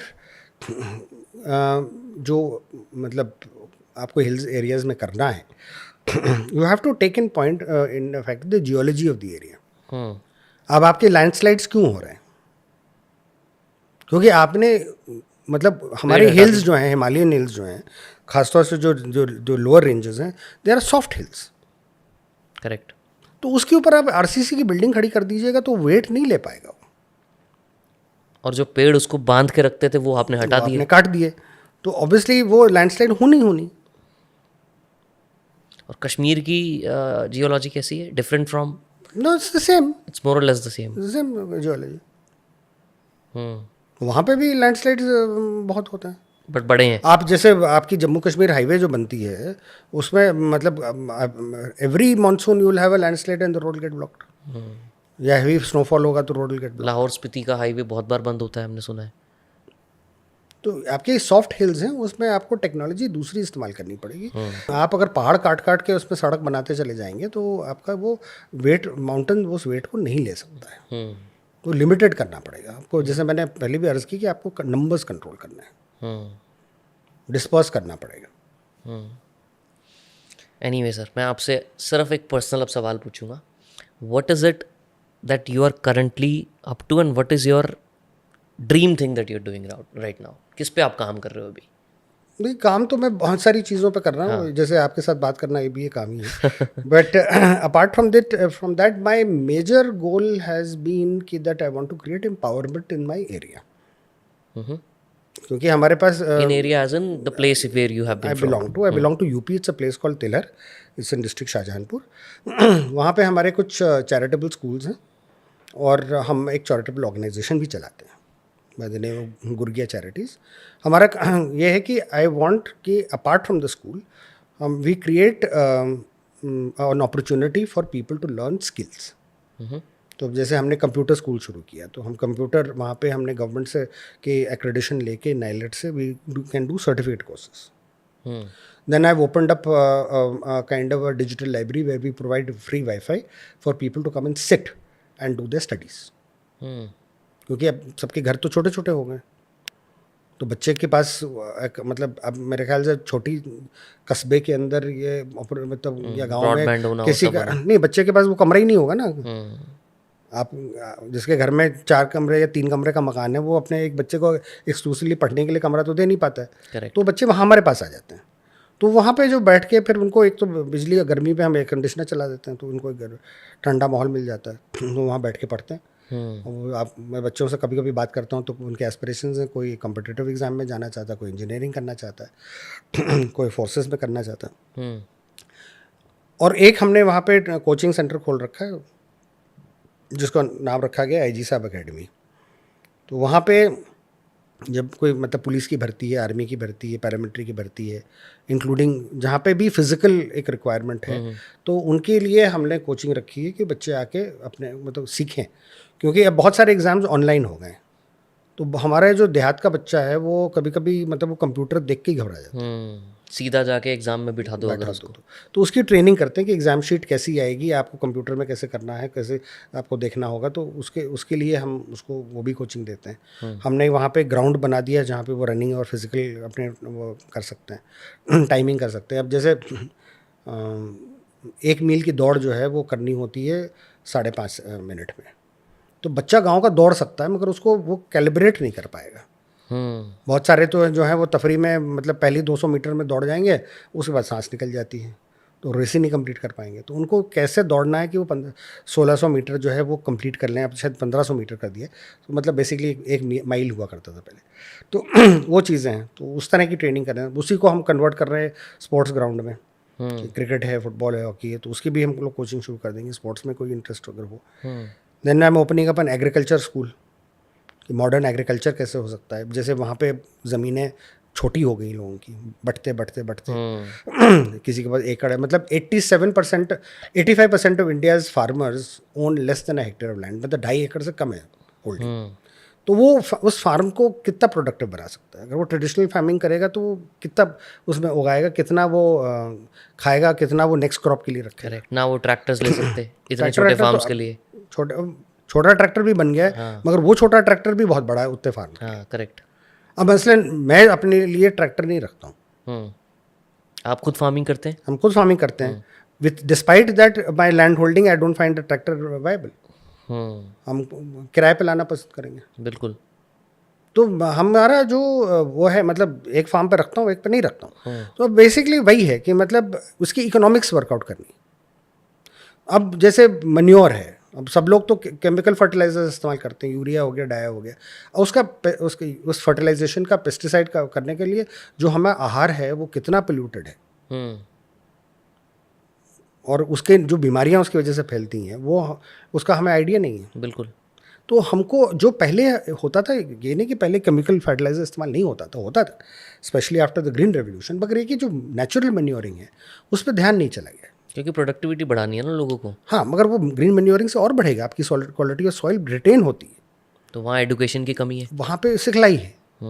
अब उस आदमी को लिखना पढ़ना ना भी आए, मगर ये तो चीज़ वो समझ सकता है। बिल्कुल। अब गाय के गोबर को अगर वो कंडे में जला दे या उसको फर्टिलाइजर बना के अपने खेत में डाले, अलग अलग चीज़ें हैं। फार्म वेस्ट को कैसे आप यूटिलाइज कर रहे हैं, क्योंकि मैकेनाइजेशन की वजह से फार्म वेस्ट तो लोग जला देते हैं। अब दिल्ली में क्रॉप बर्निंग की प्रॉब्लम है, अब उसको अगर एक्सट्रैक्ट करके उसका क्या आप कर सकते हैं। तो चलो आपने बात कर ही ली है, तो दिल्ली की जो की प्रॉब्लम है, दिल्ली की प्रॉब्लम फार्मर ने नहीं क्रिएट की है। हाँ। दिल्ली की प्रॉब्लम क्रिएट करी गाड़ियों ने और कंस्ट्रक्शन में। आप प्लीज गरीब किसान को इसके लिए नहीं, मैं तो आपसे पूछ रहा हूँ, मैं उनको ब्लेम नहीं कर रहा, मैं तो पूछ रहा हूँ आपसे। नहीं, I think that is a very unfair narrative. हाँ। कि आप काश्तकार को ब्लेम करें पोल्यूशन के लिए। कितने दिन होती चलिए क्रॉप बर्निंग, आज क्यों? आज तो कोई क्रॉप नहीं चल रही है। करेक्ट। अभी भी 200 IQ होगा। हाँ। नहीं, 200 ज्यादा है। घर से निकलते वक्त मैंने देखा था वेरी पुअर 300 से ऊपर था। अच्छा, करेक्ट। और जिस दिन मतलब आज ऐसी छुट्टी है इलेक्शन की वजह से, वहाँ पे कोई नहीं गाड़ियाँ चल रही हैं। हाँ। तो आप आज के किस फार्मर को ब्लेम कर सकते हैं? बट सर, इतना बड़ा जो मैसिव प्रॉब्लम है पोल्यूशन का, सिंस आप इतने गवर्नमेंट ऑफिशियल्स के साथ मिलते हो, बात करते हो, आपका एक्सपोजर है, or government what can they do? किस लेवल पे ये काम होगा? मतलब देखिए, why is it that only the government has to do anything? Definitely people has to do equivalently, but हम लोगों को, जैसे फार्मर्स की बात कर रहे आप थे, देखिए मतलब आपका कंस्ट्रक्शन बूम क्यों है Delhi? Because India is moving towards urbanisation. Right. हम लोग जब पहले देखते थे 20-30 साल पहले, तो इंडिया वाज ऑलमोस्ट 90% रूरल, फिर 80% हुआ, आज 70% रूरल है, 30% अर्बन हो गया। करेक्ट। बट ये अनप्लान्ड अर्बनाइजेशन है, क्योंकि आपकी दिल्ली के अंदर हर साल जो डिस्ट्रेस माइग्रेशन जिसे कहा जाता है वो होती है। वो मजदूर, क्योंकि एग्रीकल्चर रूरल एरिया में आपके पास फैसिलिटी नहीं है। और ये अर्बनाइजेशन सिर्फ दिल्ली की नहीं है, वो गाजियाबाद में भी है। आप जो छोटे टाउन्स हैं, डिस्ट्रिक्ट हेडक्वार्टर्स, वहाँ पे भी है, तहसील हेडक्वार्टर्स में भी, हर जगह है। मतलब अगर गांव में आदमी को मौका मिल रहा है तो वो अपनी गांव की ज़मीन बेच के शहर की तरफ आके प्लॉट खरीद रहा है, और सस्ते में नहीं खरीद रहा है, महंगे प्लॉट खरीद रहा है। छोटे छोटे प्लॉट 20-20, 30-30 लाख रुपए में बिकते हैं। But why? बिकॉज इंसान के पास पैसा भी आ गया और उसके पास एस्पिरेशन आ गया है कि शहर जाएंगे कुछ अलग करेंगे, क्योंकि फैसिलिटी चाहिए उसको। सही बात है। तो urbanisation is going to be a natural process. जैसे जैसे टेक्नोलॉजी का इम्पैक्ट होता है, आपकी लाइफ आसान होती है, इनकम्स बढ़ने लगती हैं, तो आपके लिए वो होगा। हाँ, ये जो लोग उसका फ़ायदा नहीं उठाते हैं वो दे विल रिमेन बैक। अब जैसे हम ही लोग स्कूल चलाते हैं, हमको पता है कि हमारा मेरिटोरियस स्टूडेंट जितना भी हो, वो कॉलेज एजुकेशन अफोर्ड नहीं कर पाएगा, क्योंकि उसको जाके शहर में रहना है। वो शहर में जाके रहेगा, उसके खर्चे होंगे, खाना पीना होगा, किराया देना होगा। फीस तो तब भी चलिए सस्ती होती है, किताबें खरीदनी पड़ेंगी। He can not afford it, his parents not afford it. तो वो क्या काम करेगा? तो उसको किसी ढंग के काम पे लगाना है। तो यही काम सीखें, स्किल सीखें। हम लोगों ने टेलरिंग रखा, हमारे इलाके में tailoring is a very popular thing. अब लोग अपने घरों में 4-4 मशीनें लगा देते हैं, वहाँ से जॉब ऑर्डर्स ले आते हैं, दिल्ली से ले आते हैं। कोई जैकेट बना रहा है, कोई सलवार कमीज स्टिच कर रहा है, जो आपके यहाँ पे दिल्ली में गरीब लोगों की या लोअर मिडिल क्लास लोगों को बिकता है। हर एक आदमी तो जाएगा नहीं ब्रांड स्टोर में। तो छोटे आदमी को भी कपड़े चाहिए। अब जैसे आप सीलमपुर में चले जाइए, रेडी पे विंटर के टाइम पे आपको 150 रुपये में जैकेट मिल जाएगा। करेक्ट। तो ये वही स्किल्स जो काम कर रहे हैं वहीं से आ रहे हैं, मतलब कम से कम रोटी तो कमा रहा है ना। सही बात है। तो ऐसे बहुत सारे स्किल्स हैं। बट इंडिया को सर अगर 5 ट्रिलियन की हम बात करते हैं, वहाँ पहुँचना है तो हमें मेजर 1-2 एरियाज कौन से हैं जिस पे काम करना चाहिए? आपकी डिलीवरी कहाँ से होगी, मतलब आपकी सबसे बड़ी स्ट्रेंथ क्या है? एक एग्रीकल्चर है और आपके लोग हैं। यूथ, स्पेशली यंग एज के लोग हो गए। अब प्रॉब्लम क्या है कि आपकी अगर स्किलिंग नहीं हो रही है तो आप कभी भी वो चैलेंज मीट नहीं कर पाएंगे। अब लोग जैसे आज की तारीख में बात कर रहे हैं एआई की, डीप सीक की बात हो रही है, ओपन एआई की बात हो रही है कि भाई artificial intelligence will create joblessness. Of course it will create joblessness, क्योंकि आपकी जो नए जॉब्स क्रिएट हो रहे हैं उनके लिए तो आपके पास स्किलिंग ही नहीं है। Correct. Mostly it will replace those people जिनका काम ऑटोमेट हो सकता है। ऑटोमेट हो सकता है। So the person whose work has to be automated, he has to learn new skills. Absolutely. The same thing happened with जब पोस्टमैन का नैरेटिव चला था कि ईमेल आएगा तो पोस्टमैन की जॉब चली जाएगी, या रोबोट आएगा तो मैन्युफैक्चरिंग में प्रोडक्शन मैनेजर्स की जॉब चली जाएगी। होगा, हाँ, बट उनकी प्रोफाइल चेंज हो जाती है ना उनकी जॉब हाँ, की। बट वही है ना। अब जैसे जो आपका फर्स्ट इंडस्ट्रियल रेवोल्यूशन जो आया था वो आया था बेसिकली स्पिनिंग जेनी से। आर्कराइट ने क्रिएट किया था, जिससे टेक्सटाइल इंडस्ट्री में रेवोल्यूशन आ गया। करेक्ट। तो वीवर जो है वेंट आउट ऑफ जॉब, मगर उस टेक्सटाइल मशीन को चलाने के लिए भी तो आदमी चाहिए था, उसको बनाने के लिए भी तो मैन्युफैक्चरर चाहिए। मैन्युफैक्चर चाहिए। तो वो एक नया स्किल है जो आपकी, जिसके लिए आपको लोगों को तैयार करना है, अपग्रेड करना है। अपग्रेड करना है। हमारी प्रॉब्लम क्या आती है कि that we are expecting somebody else to skill. ये रिस्पॉन्सिबिलिटी जो है वो बिजनेस कम्युनिटी लेने को तैयार नहीं है। आप देखते हैं मार्केट को कि मार्केट में कोई स्किल्ड आदमी मिलेगा और हम उसको ले लेंगे, इसीलिए आप जॉब रिटेंशंस नहीं कर पाते। आप खुद ही अपने इंडस्ट्री में देख रहे होंगे कि टर्नओवर बहुत होता है, 6 महीने 8 महीने के बाद बंदा जो है छोड़ के कहीं और चला जाता है। There is where your HR becomes important, that not only do you skill him and upskill him but you also retain him. That as an owner and as a manager you have to have that loyalty. Loyalty एक तरफा नहीं होती है, क्योंकि आप उसको पैसे दे रहे हो, उसकी लॉयल्टी आपके पास रहेगी। आपके लिए उसको इतना, उसके लिए उसको कंफर्टेबल करना है कि वो आप मतलब उसको ये लगे कि आप भी उसके लिए लॉयल। दोनों एक दूसरे के लिए सोच रहे हैं। This is a big issue that is will come up. So if industry does not invest in skills, and you should not expect the government to do everything. Correct. Or business will have to come up with imagination to be able to understand कि how they can collaborate with industry and with the government and create the upskilling part of it. आप invest करिए ना। See basically 2 चीज़ें आपको चाहिए ना, education and health. तो जहाँ जहाँ पे आपकी इन्वेस्टमेंट हेल्थ पे और एजुकेशन पे अच्छी है, वहाँ पे प्रोग्रेस जो है ऊपर जाएगा, और जहाँ पे वो नहीं है वो नीचे जाएगा। And that is what they call the के मॉडल ऑफ ग्रोथ। के model, why is it called के? Because one line goes up and one goes down. And that is what is going to happen. The AI is going to create this income disparity. एक ऊपर जाएगा और एक नीचे जाएगा। और उस इनकम डिस्पैरिटी में ही डिसोनेंस क्रिएट होगा। That is one of your biggest national security challenges, the demographics. And second is agriculture. Why ऐसे एग्रीकल्चर इज क्योंकि क्लाइमेट चेंज के साथ आप मोबाइल फ़ोन के साथ तो बगैर जी लेंगे, ये बिजली अगर नहीं जलेगी आप जी लेंगे, मगर खाने को नहीं होगा तो कैसे जियोगे, पीने को नहीं होगा तो कैसे जियोगे। और आपने अभी बात करी थी गांदरबल की और पोल्यूशन की बात करी थी, तो that is where your critical areas exist. इस बार तो सर्दियाँ देखिए ना सर, आई नहीं दिल्ली में। एग्जैक्टली।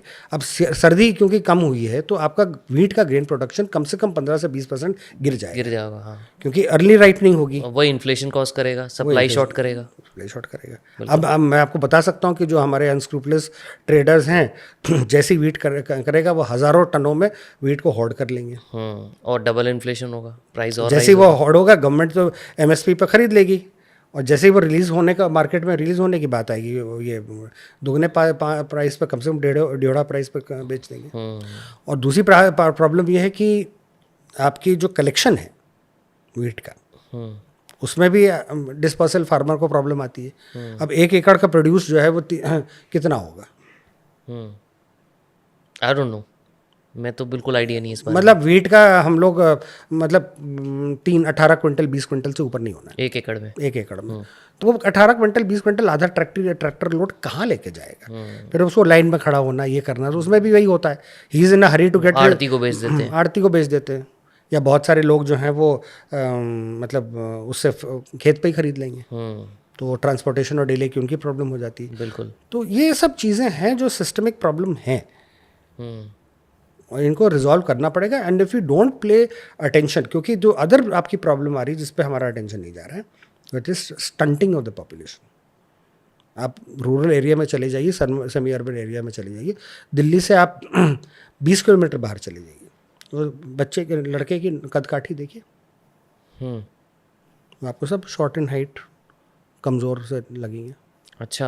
आप एक काम करें, आप आर्मी रिक्रूटमेंट में देख लीजिए, उनके यहाँ जो रिक्रूटमेंट होती थी उसमें पहला जो बच्चे कितने आते थे, अब कितने आते, शॉर्टफॉल हो गया काफ़ी। और उनकी क्वालिटी क्या है। This is the thing, because आपकी ह्यूमन रिसोर्स अगर अच्छा नहीं होगा तो आप क्या कर लेंगे। वहाँ पेडिग्री में अगर कमी होगी, क्योंकि mail nutrition doesn't only effect your body, it also effect your mind. आपके कॉग्निटिव जो हैं वो चीज़ें बहुत कम हो जाती हैं। उसके ऊपर आप उसको स्मार्टफोन थमा दीजिए, तो रीली बैठ के फ्लिक करता रहेगा। Distraction and depression, double D की problem. So the bigger investment has to go into that. बाकी जहाज़ बनाइए, मिसाइल बनाइए, स्पेस क्राफ्ट बनाइए, वो तो हैंडफुल ऑफ लोगों को करना है ना, but the bulk of strength lies here. Correct, correct. But sir बहुत मज़ा आया आपसे बात करके sir. Thank you so much for being so patient and explaining. मैं तो सिर्फ लिख रहा था कि मैं सोच रहा था कि सर को एक एक डेट कैसे याद है। जिस तरीके से आपने पूरी कहानी बताई, 1857 में क्या हुआ, पता नहीं कहाँ कहाँ के आपने साल, ईयर्स मेंशन किए। That's incredible sir. Thank you so much for sharing so candidly what has happened in Kashmir and your opinions on everything. I really appreciate that. I have a, as I said in the beginning, that my desire is that if you can learn from me, nothing like it. You don't have to necessarily agree with everything I say, Yeah. but it is information. Yeah. तो आप मतलब you evaluate it in your own understanding. वो कहते हैं ना कि अपनी विवेक की रोशनी में इसको आप देखिएगा, जो आपको समझ में आएगा उसको एक्सेप्ट कर लीजिएगा, जो नहीं समझ में आएगा मत एक्सेप्ट करिएगा। But thank you so much sir. I hope we did justice to your time sir. Thank you. Not at all, it's always a pleasure to talk to the youngsters. Thank you.